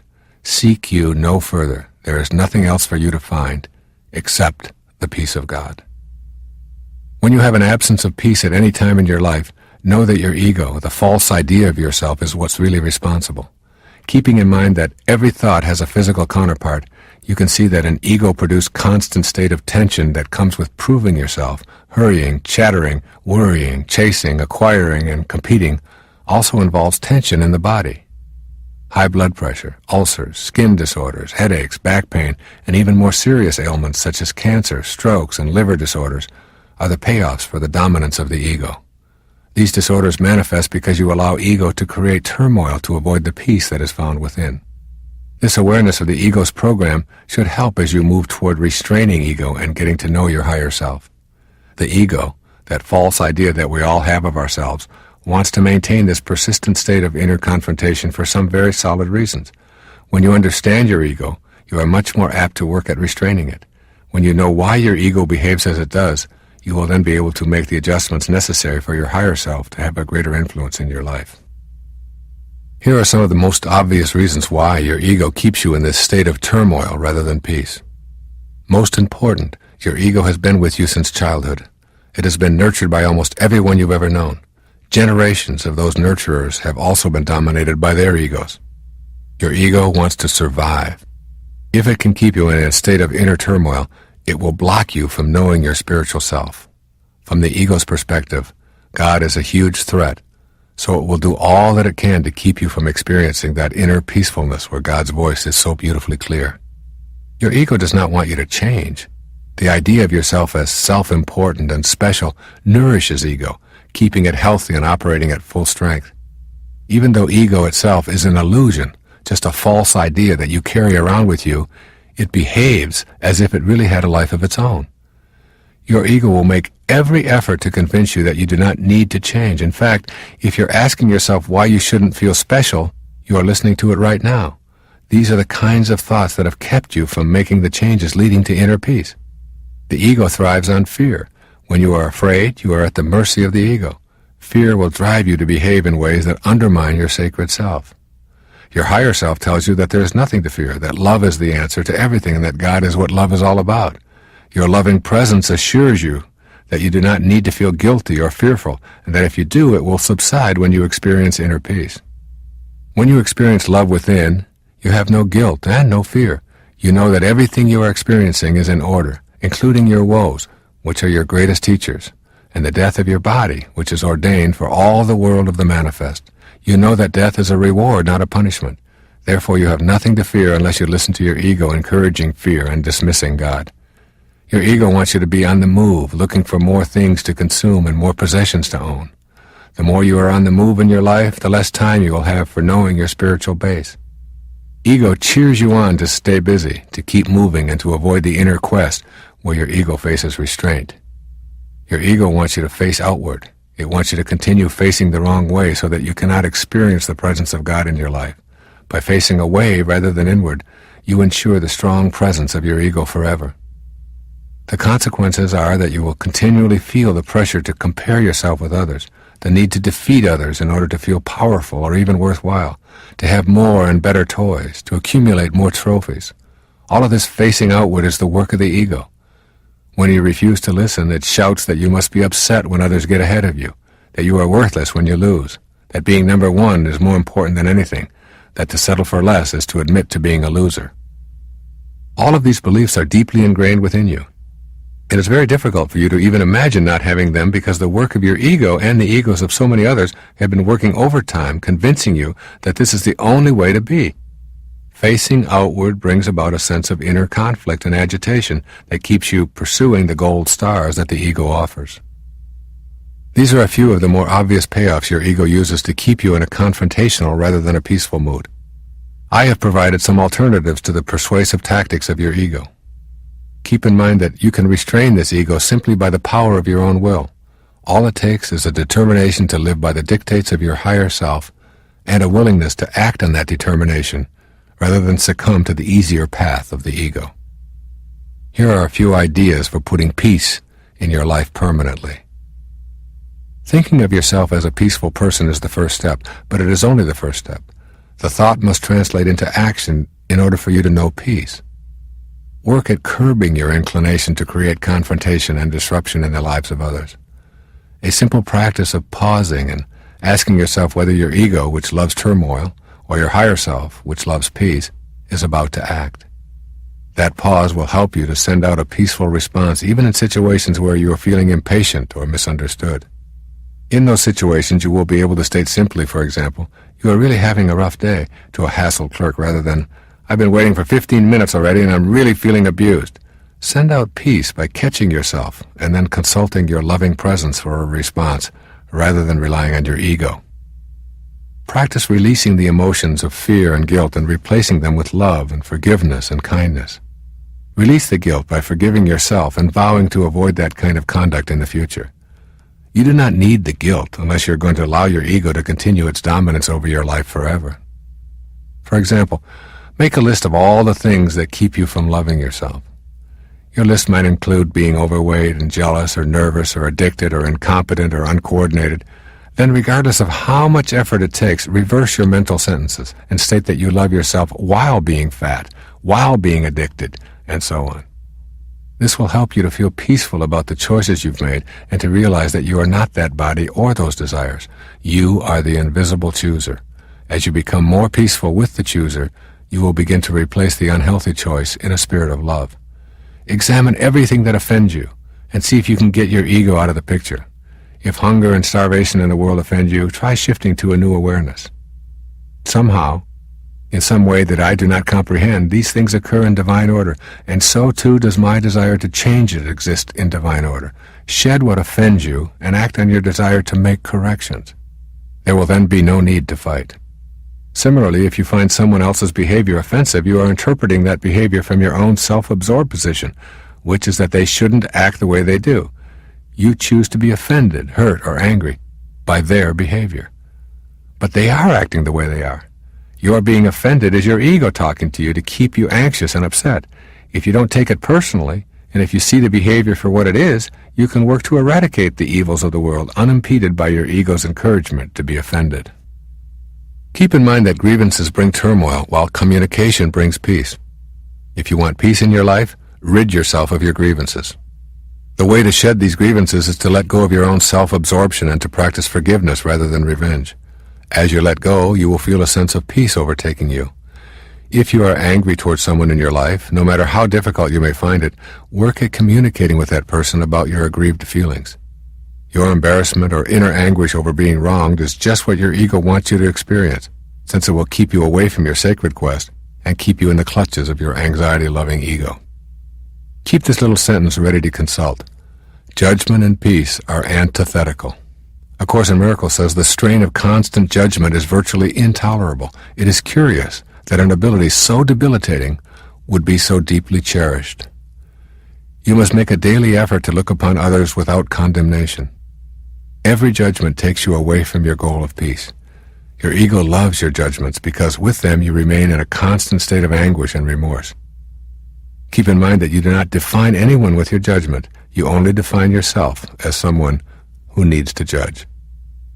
Judging others with condemnation removes the possibility of your experiencing love. If you can practice just being still rather than condemning, you will get to the bliss I am talking about. You do not have to pretend that you love something that you loathe. Just get still and let the judgments subside. Peace is not found in being right or being hurt or being angry. By all means, work toward righting the wrongs you perceive, but do it with an understanding that an angry heart keeps you from knowing God on the path of your sacred quest. Peace will come to you when you are a healer rather than a judge. Essentially, embracing the truth is welcoming your higher self and coming to know God. All that is not authentic will drop away automatically. Your ego works hard to convince you that you are separate and better than everyone else, and you know that it does not take kindly to your embracing anything that threatens its existence. But remember that this is your inauthentic self, your false self. Deception is going to play a big role in your life when you embrace ego as your guide. Therefore, in order to abandon your reliance on that false self with all of its deception, you will have to make a new agreement with truth. I encourage you to actually write yourself a contract in which you agree to include truth as your companion in your thoughts, in your conversations, and in your life. This is a big challenge and perhaps difficult for you, but it is guaranteed to lead you to the path of your sacred self. Begin by looking honestly and fearlessly at who you are beneath all the surface trappings that you have surrounded yourself with. You have a human storyline, as does every person who has ever lived on this planet. That storyline begins with your conception, continues through your childhood, and all of your personal triumphs and tribulations, right up to this very moment. Your ego tells you this is your kingdom, your true identity, and therefore you must do whatever it takes to make this story turn out to be a good one for you. But you already know by virtue of listening to this tape that this is not so. There is a divine whisper within you telling you that this is not your ultimate home, and that the things this life offers are unfulfilling to a part of you. You sense that the real you does not value appearance and possessions or achievements or even physical strength or talent or intellect, because all these things eventually atrophy and disappear. You know that there is an eternal aspect of you beneath the surface, and that for this part of you, only the truth will suffice. It is similar to the truth Michelangelo knew as he sculpted the statue of David. He described knowing that the statue of David was already inside the block of marble. Part of his artistic life was spent chipping away the excess to reveal God's creation. Try to visualize your inner life in this fashion. What exists within you is not some kind of hideousness that needs to be lied about. There is nothing imperfect about you that requires you to create a whole world of deception in order to make you worthy in the eyes of others. There is a loving presence residing within you. It is as perfect as Michelangelo's David, just waiting for you to allow it to emerge. I have worked very hard on this matter of truth in my own life. For a large part of my life, I have had only a very casual relationship with truth. It was never my intention to be malicious or harm anyone, but I allowed myself to reach into my ego's large repertoire of deceptions. This casual relationship with truth kept me from knowing my higher self. I had learned to listen to my ego rather than to my higher self whenever it was convenient to explain away my own weaknesses or inadequacies. If I wanted to have an affair, I found it easy to explain it away as my entitlement to the pleasures of the moment. Lying to protect that pleasure was simply what my ego demanded. The ego was very strong in this direction. I found myself on the spiritual path as the result of a calling rather than as a conscious choice. As this happened, I saw that deep within me, I did not accept myself as a divine being. I was at the mercy of my false self, which told me to project an image to the world and did not want me to know God or the truth as embodied in that knowing. Consequently, I was deceiving myself to maintain that false self. Gradually, it became intolerable to live with the lies, even the small distortions. The truth terrified my ego in the beginning. Then, as I tamed my ego, truth became an enjoyable feeling of freedom. Truth does literally set us free, as St. John told us in the New Testament. The truth shall set you free. Truth sets you free because you no longer are focused on yourself and what kind of an image you are projecting or protecting. You find your identification in the world beyond, with that which is eternal. We see and hear lies all the time. The media is filled with advertising claiming all manner of things that have nothing to do with reality. According to advertising, you can recapture your youth if you drive a certain car, or find love if you wear the advertised fragrance, or gain new energy if you eat a certain cereal, or regain lost intimacy if you use a certain deodorant. Our government promotes its policies with lies and spends money it doesn't have. Legislators tell us that we cannot have health care because we cannot afford it, yet they legislate themselves comprehensive care. We are supposed to believe that there is no money available to assist the poor and ill, yet we eagerly finance wars in faraway places. We've all become used to lies. You may have even convinced yourself that to tell lies is a worthwhile activity. When you adopt distortion and deception, the problem is that you'll always need more of the same to keep covering your tracks. The same is true for our society. Ultimately, as we move toward a more spiritual base, the lies will decrease, both in our culture and in our personal lives. At first, when you discontinue lying, it stings. It's like a new remedy on an old open wound. Your willingness to think, feel, and act truthfully will expose some warts. The warts are you. The mistakes are you. They are not unique, and they do not say anything ugly about you. The sting and the discomfort will be soothed as you let go of the need to deceive. As you gain this self-awareness, you also grow in the awareness of not being your physical body. You no longer need to project anything other than your peaceful divineness to friends, family, and even strangers. You've made the transition from phony to real in a holy instant. You recognize your inner sanctity and are willing to forgive yourself for any and all mistakes now viewed as lessons. You have moved to truth. The inner knowing that you no longer have to lie or distort anything for the sake of the approval of others or to elevate yourself in others' eyes is the freedom that truth brings. The way I figure it, that if Saul of Tarsus, a murdering thief, can be transformed in a moment of holy insight and become the apostle St. Paul simply by letting in the truth and living it, so can Wayne Dyer admit to his mistakes of the ego and live the truth, and so can you. As Thomas Merton put it, we must be true inside to ourselves before we can know a truth that is outside of us. Moving from phony to real is first being true inside and then experiencing the truth of living it. As you begin to live these truths, you not only turn your own world around, you also affect the transformation of the world around you. The truth not only sets you free, but it will set the world free as well.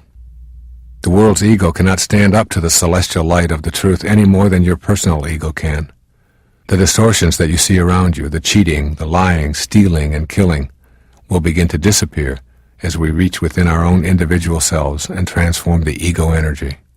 Here are some suggestions for ridding yourself of deception and embracing truth full time. Make an inner commitment to establish a new relationship with truth. The way to make this happen is to catch yourself when you're exaggerating or deceiving anyone, including yourself.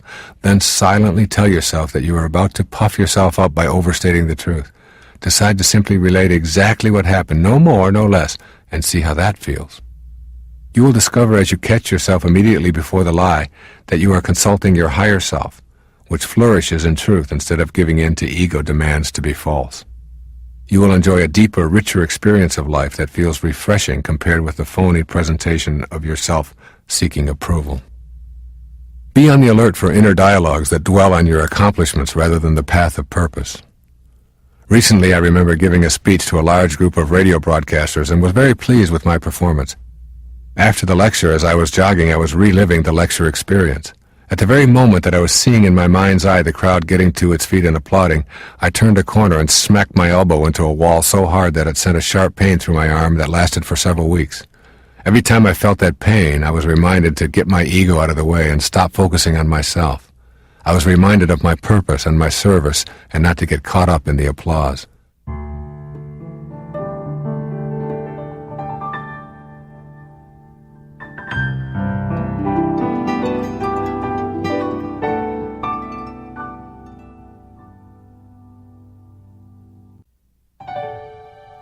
Self-flattering inner dialogue is generally ego chatter, which can make you lose your way. Inner dialogue about your purpose in life will keep you on the path. Be silent. When you are unsure about whether to tell the truth or distort because you feel that the truth will be more painful than it is worth, then do and say nothing. You are not obliged to anyone to reveal every detail of your life.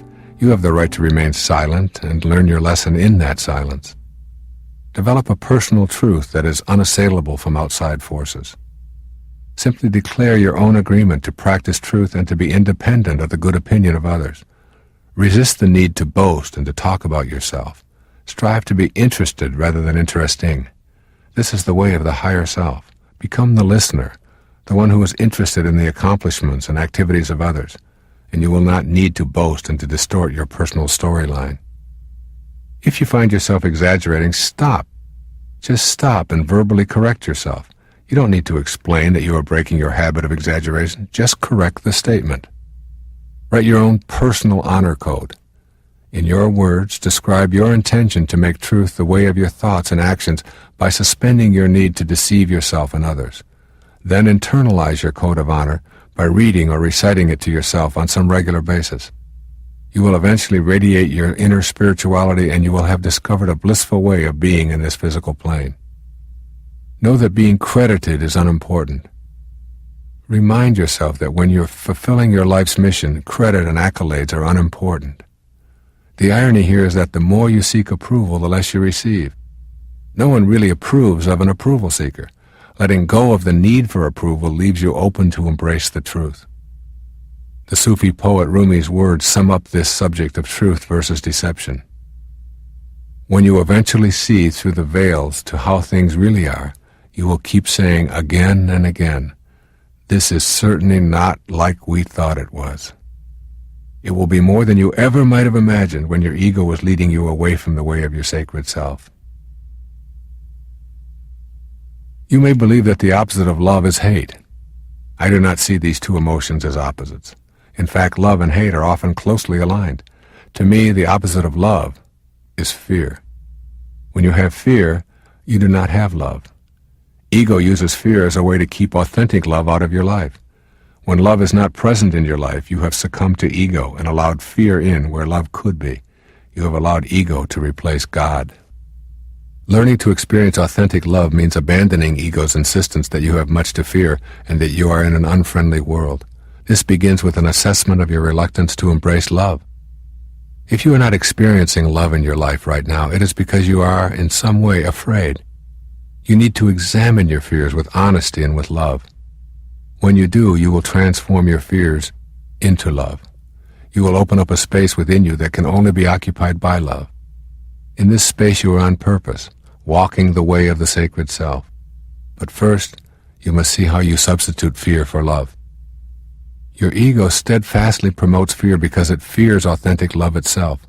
This false self helps you convince yourself that you are in some way incomplete. That is the source of all fear. Afraid of having your emptiness, your incompleteness exposed, you expend a lot of energy creating a false image of happiness. The fear about exposing the emptiness keeps you seeking relationships that ego tells you will satisfy the longing within you. What happens is that you enter a relationship starved for the love that is your higher self. Your inner hunger is masked, pretending to be something else. No wonder so many people repeatedly think they have found love and repeatedly declare they've lost it. How different it is when you can notice the inner emptiness and think, what's not to like? This longing is part of being human and knowing love. Then you will let ego know that fear is not your choice. Love is your choice. Just imagine how our system might be if people knew they were already complete. What would you need to purchase? What would you need to have to own? Who would you have to impress? Who would you need to have on your arm? The answers give you an idea of how much we rely on the fear that we are incomplete and unacceptable as we are, and how unaware we are of our divine connection. The fear that is a substitute for love is simply a fear of being unacceptable. Virtually all fears can be traced directly back to self-esteem. If you love yourself, you will be able to transform your fears with love rather than allow them to direct your life. If you have an inner feeling of being complete and whole, knowing the loving presence that is there, then fear becomes a loving invitation to know more or to change something in your life. Fear will no longer threaten you as it did when you were unacquainted with your higher self. The inability to rely on the love that is our very essence shows up in many forms. Your ego wants you to believe that you are unacceptable and will gleefully assist you in creating an image to prove that it is so. Manifestations like obesity and personal slovenliness and eating disorders often are the fear-based projection of yourself. Ego can influence you to shun all efforts to be loved by others by refusing to allow the risk of an intimate encounter or the development of an intimate relationship. Ego often makes you selfishly pursue your own goals at others' expenses. You engage in perpetual conversation about yourself. We often use economic, social, and other types of excuses to defend behavior that does not extend love. For instance, you might excuse unloving or inconsiderate behavior because it's only my job, or because everyone else does it. Expressions of disgust or rudeness towards others are based on ego. They are heard in stores, on freeways, in offices, at airports, in restaurants, any place you are in your daily life. These are some of the common expressions of a fear-based ego struggling to keep you away from the experience of love that is your true essence. Before you begin to change these behaviors and thought patterns, you need to examine the payoffs. What is some part of you receiving as a payoff for listening intently to ego? Your ego works for its living. Its payoff is not money, but just in keeping alive. Your ego is not open to making contact with God because it would be immediately put out of business. Your ego is in direct conflict with your true purpose for being there. You are here to give and receive love. Your ego protects you from that vision by keeping you in a belief system that declares you are separate and special. By hanging on to the fears of your insufficiency, you can avoid taking any risks. As long as you have self-doubt and all of its attendant fears, you are guaranteed to stay in servitude to your false self. Your ego thrives on guilt. Your higher self knows that you should forgive yourself, learn from mistakes, and release feelings of fear and anxiety. But ego hands you guilt so that it will thrive. Guilt is the inner fear that you should pay a price for any and all mistakes you have committed in your life. Thus the ego convinces you that you must feel guilty, and it keeps you removed from your true spirit. Your ego doesn't reject love. The polite background ego voice whispers that love is a high ideal, but one that is loaded with danger. It warns you to not give too much love because you may be taken advantage of. Because you are so special, it tells you others want to take advantage of you. Ego promotes inauthentic love. In your relationships with others, your ego convinces you that your partner is just what you need to fill the emptiness within you.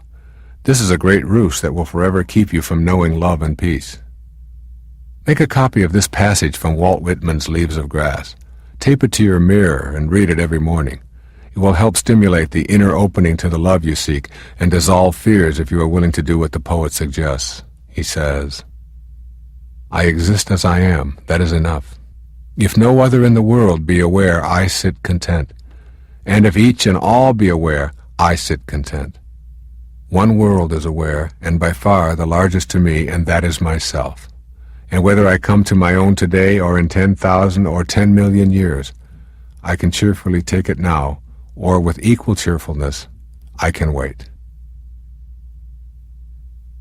Remind yourself that God created you in perfect love, that is changeless and eternal. As you recognize and affirm this aloud each day, you will lose your fear of inadequacy and incompleteness. Constantly recalling the affirmation of being a creation of God beyond the world of the manifest will chase the fears away. Forgive yourself and welcome love back into your life. When you can do this, a kind of balancing occurs. Rather than atoning for sins with guilt, you are more committed to promoting joy and service. You will begin to do what you originally came here to do. Notice the acts of kindness other people do rather than their wrongdoings. We are all good, decent, loving souls who occasionally get lost. When you can focus on the good in another and hold that in your mind, you are acting from your higher self. This can help dissipate fear and anger. Remind yourself how much you have to give away and of how precious and valuable your giving is. You have the same force running through you that allows the planets to move, the earth to orbit, the seeds to sprout, and the flowers to open. There is not a separate God for each person. There is one universal intelligence flowing through all of us. This is the force of love. Remind yourself of that every time you doubt your own divinity. Affirm to yourself that you are divine, and that you love and are loved and will not be pressured by your false thinking ego to not know this. Remind yourself that the same force flows through you that flowed through Jesus Christ and Buddha. This should help whenever you feel your ego sneaking in, attempting to put fears of inadequacy and doubt into your mind. Accept that you are enough. I am enough affirms that you choose love and chase away doubts and fears. With the higher self as your new guide, you have permission to arrive and relax. You no longer have to prove yourself, but can begin in joyful earnestness to travel the path of love. Take the risk of intimacy whenever possible. Snuggle up and risk saying how much you love and appreciate someone. Tell that person that you're willing to be vulnerable in order to know him or her better. These open-hearted ways of expressing yourself can defeat fear of intimacy. Use any excuse you can to express your love, and try to ignore the vehicle of expression. It is the substance of what you are and feel that counts, not the vehicle that you use. If those fears ever start to return, stop and ask yourself, so what's not to like? You cannot have a better past, so abandon the idea right now. You did what you knew how to do, given the circumstances of your life. Those mistakes of the past were driven by your ego, which wanted to keep you in its grasp. You listened to your false self and recoiled in fear over the idea of anyone knowing your true self. You moved away from love, but now you are back and making the choice for love. You know deep within you that at your primal level, you have been designed for love and happiness. You can choose to return to the brilliant light of love that is always with you. Go there often, and all of your fears will be replaced by love. Let your thoughts remain on love. This is the realization of your higher self. It is the realization of your sacred quest. You can make the decision to be free from fear and doubt. There is no greater freedom.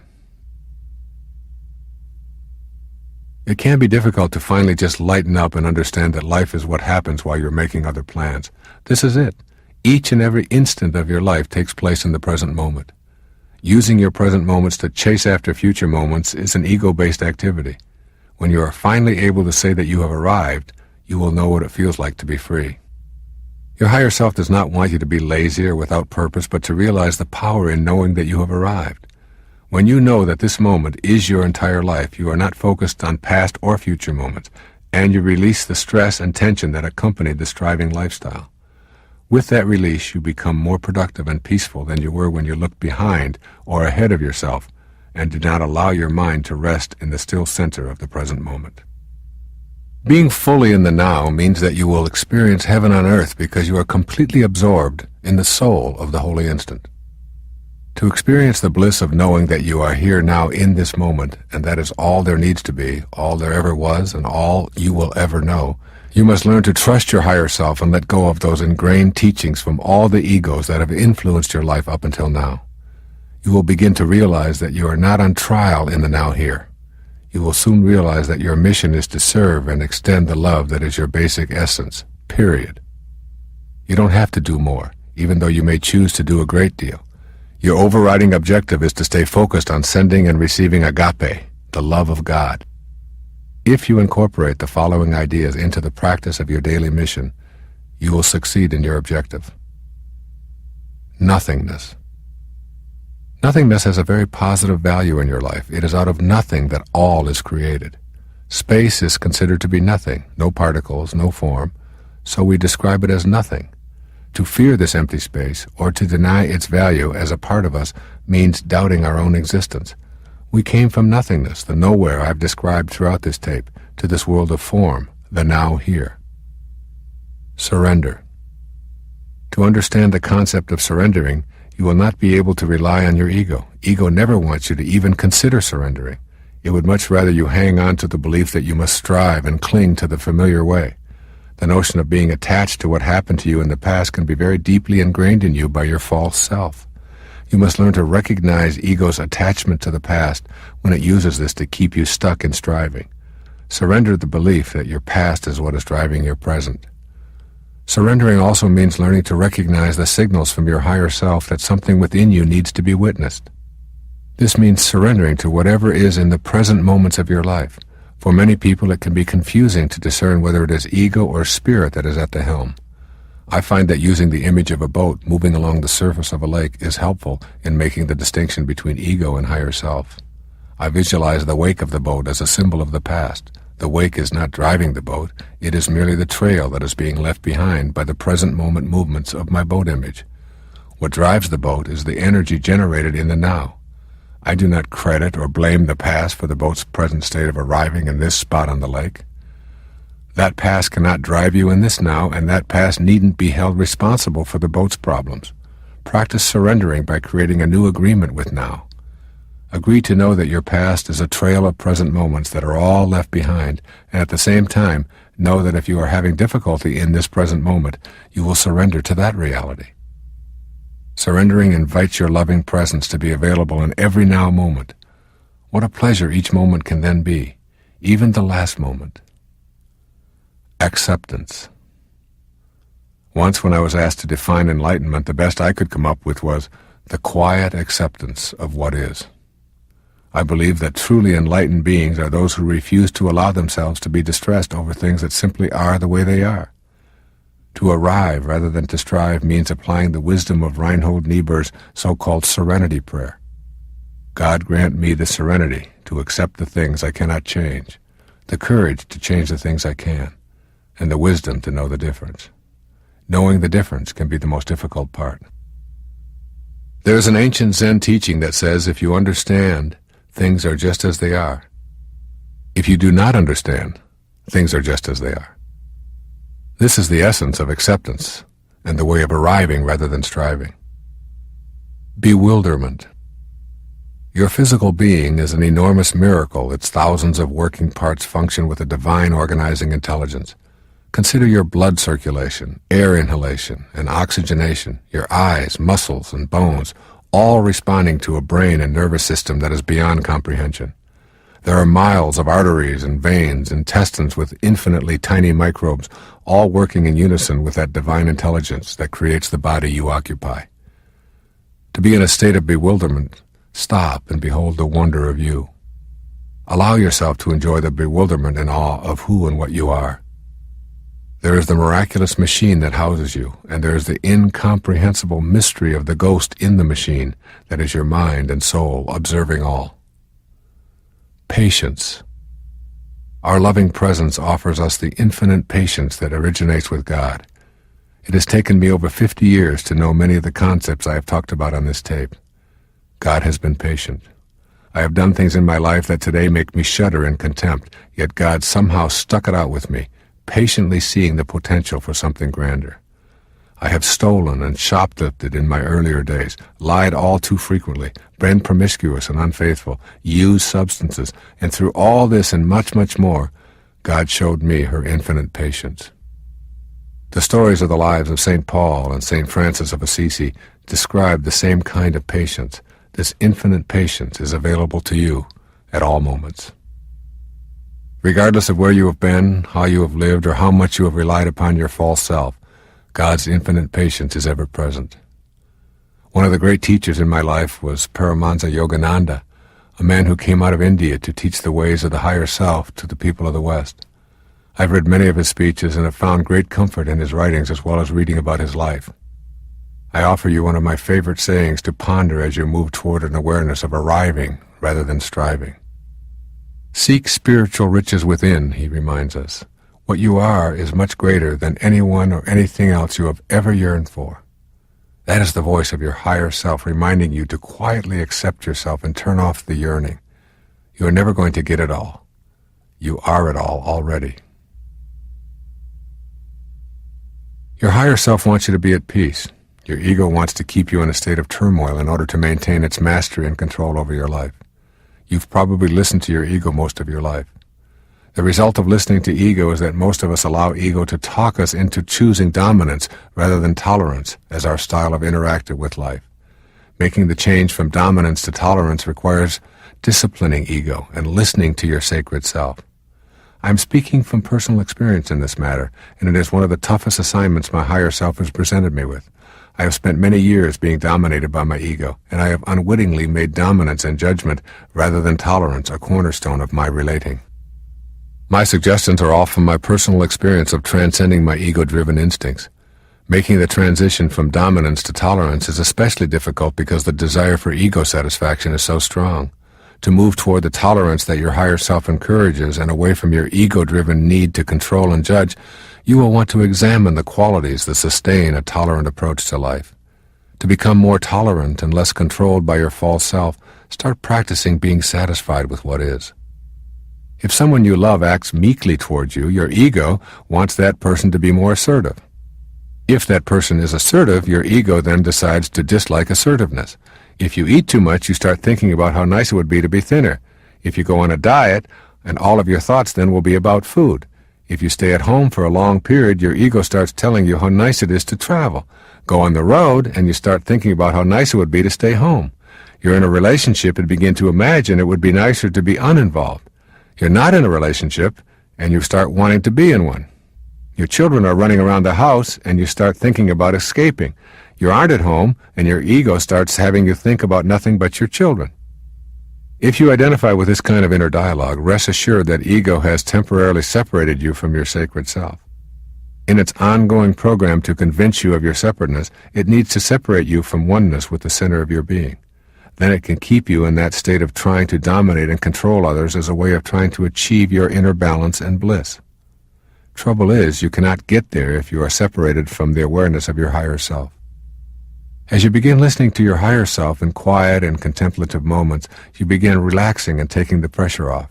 You stop the false thinking that everyone in your life needs to be dominated or controlled by you, or that others must live up to your expectations for you to be happy.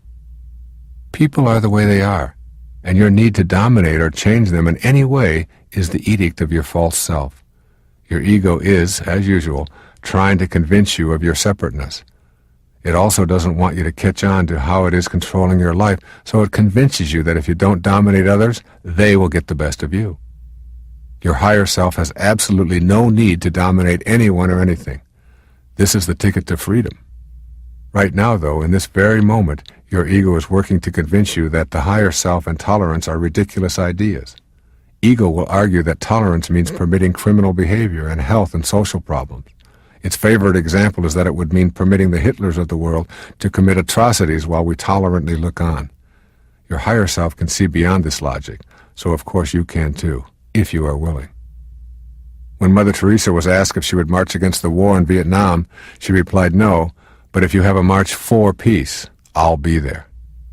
When you become peaceful within, that is what you will have to give away. When you are dominated by your ego, you dominate others. If there is no inner harmony, there is no outer harmony.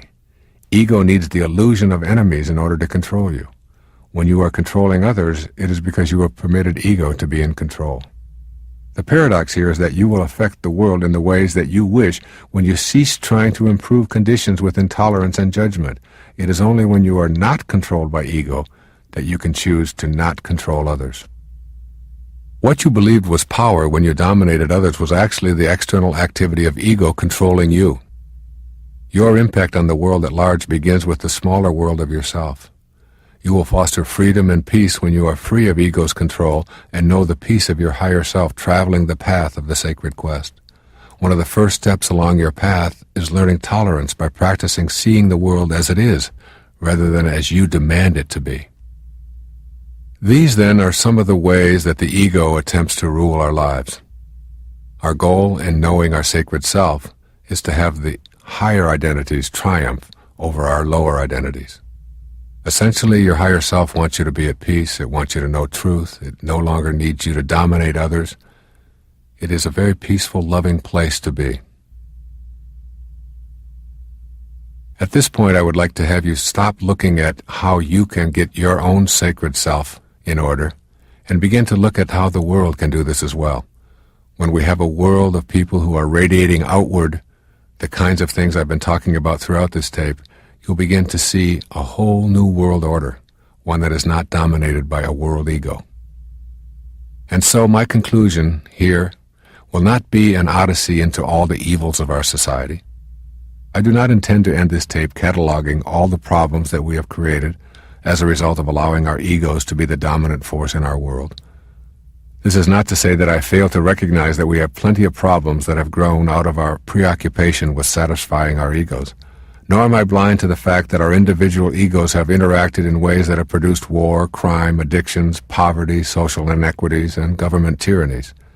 We have created a world ego that reflects on the global level the same lack of depth and richness that exists in our individual lives. Throughout this tape, I have presented reasons for taming the personal ego and suggestions for how to do that. The very same can be said for doing this on a global level. I hope it is as obvious to you as it is to me that the collective ego will benefit when we transcend our individual egos. You, as a single individual, have a sacred quest. That quest involves coming to your higher spiritual nature and inviting it to show you the way of the sacred self in your daily life. This means denying the demands of your ego if those demands contradict the guidance of your higher self. Our world is a collection of individuals urged on by the loving presence within all of us to achieve the sacred quest personally and collectively. The world will become a peaceful, fulfilled, cooperative, loving, truthful, tolerant, and pure environment as the individual parts that make up the collective consciousness restrain their egos. As is the microcosm, so is the macrocosm. The whole behaves precisely as does its individual parts.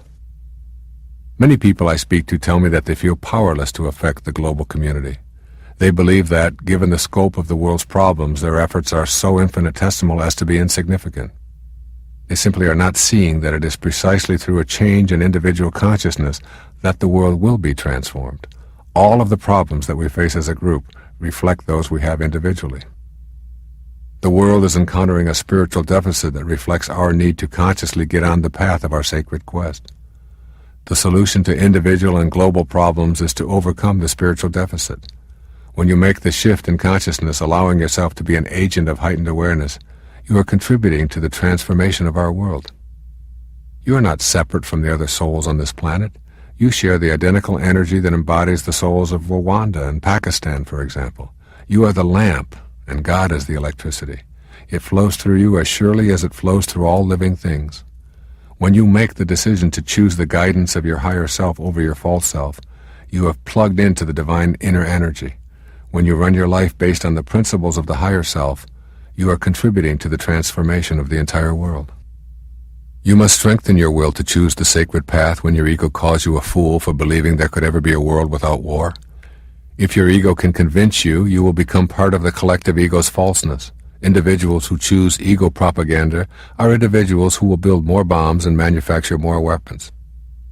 Currently, there are some 6 billion people on the planet. About 3 million are at war or in skirmishes that cause them to kill and torture each other. But that means that there are 5,997,000,000 who are not at war. This is a hopeful statistic, which our egos do not want us to consider.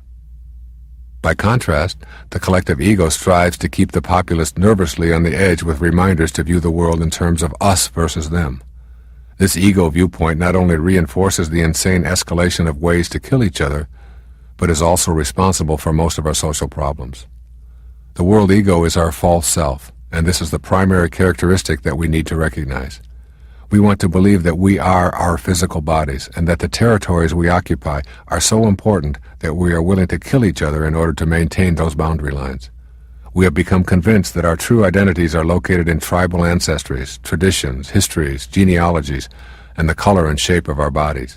We have lost sight of our authentic identities because of the labels that our egos have assigned to us.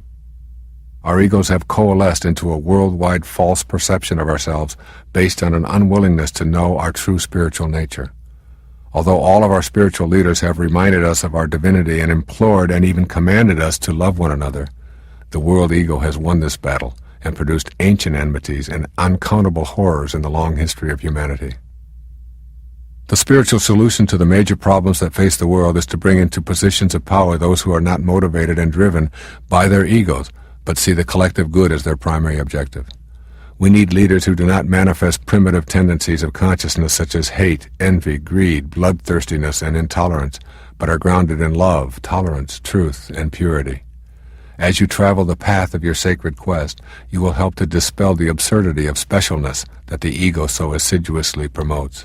You will see an end to this kind of thinking in your life and on a worldwide scale as well. The higher part of ourselves that I have talked about on this tape reacts to a vision that is infinite. This is assuredly not the vision of the ego. The ego is just as cowardly on a collective scale as it is on an individual basis. The world ego is frightened of a mass appeal to overcome our spiritual deficit.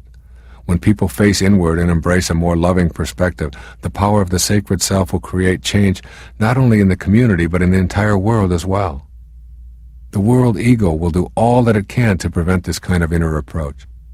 It will ridicule those who promote meditation, peaceful demonstrations, and the love of God as a way out of the morass of social evils. The collective ego convinces itself that money makes it special, and thus it will throw dollars at any problem and pride itself on the undertaking. Consume, consume, consume. More is better. The more you accumulate, the fancier your toys, the bigger your shopping malls, the more petrol that you use in your automobiles, the more successful you are. It is a push away from peace toward a style of consumerism and capitalism that is defended as the way of civilization. Yet your higher self knows there is no peace in the more is better. It is just as true on the collective level as it is on the individual plane. The higher self urges you to simplify and to avoid contributing to anything that hurts others or increases the separation from your spiritual source. As you listen more closely to your sacred self and transcend your ego, so too will the world ego be shifted away from power, control, and money, back to the basic virtues of higher awareness, back to peace, beauty, love, purity, tolerance, patience, and compassion. This does not mean that the benefits of technology cannot be enjoyed. It means that the ego will not be the motivating force in our lives. What we truly are as a people is a force that craves peace and simplicity. We want that deeper awareness that comes with the sanity of the higher self. It is insane to continue believing that we are a collection of tribes, each with a separate identity and a special mission. It is insane to believe that anyone who does not fit into our particular tribal mentality is a potential enemy. We know that there is not a separate God for each of us, or even for each of our tribes. We know that there is a universal divine intelligence that flows through all of us, and in that sacred space within us, we are all one and the same. We know that the best within us is love, kindness, and compassion. Yet our egos, both individually and collectively, have campaigned long and hard to promote a false idea. How sane is it for people to be killing each other over disputes that ancient egos created long before we arrived? How sane is it for us to believe that some of us deserve to eat the food that God provides, and that others do not deserve it by virtue of their geographic location? How sane is it for us to pump up our youth with the philosophy of the free ride by leading them to believe that if they want something, they deserve it? How sane is it to show our children pictures of violence as entertainment and allow them to adopt the ego belief that it is human nature to hurt others as a way to defend a right to be special and separate?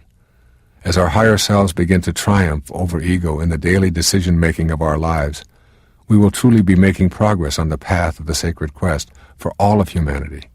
You must banish all doubt about your ability to facilitate such a quest and begin to know that you are both the microcosm and the macrocosm. There is a universe within you, a unified field of all possibilities that you can reach as you become the compassionate witness. Be silent. Shut down the inner dialogue. Most important, transcend the false self that we call the ego. That is when the healing will begin to occur. The world ego is destined to be restrained as more individuals look within and consult the higher part of themselves. The doubts are vanishing, and the spiritual revolution is well underway.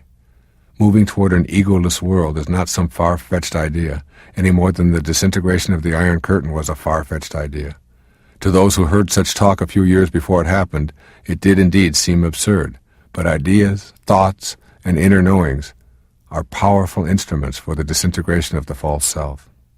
One of the simplest and most powerful ways of doing this is taught by Eknath Eswaran. Writing in his book Meditation, he advises us to spend 30 minutes every morning in meditation repeating the prayer of St. Francis. In saying this prayer, we both transcend the ego and invite the sacred self to guide us through the day. I invite you to join me in this daily prayer as we share the path of the sacred quest. The prayer of St. Francis goes like this.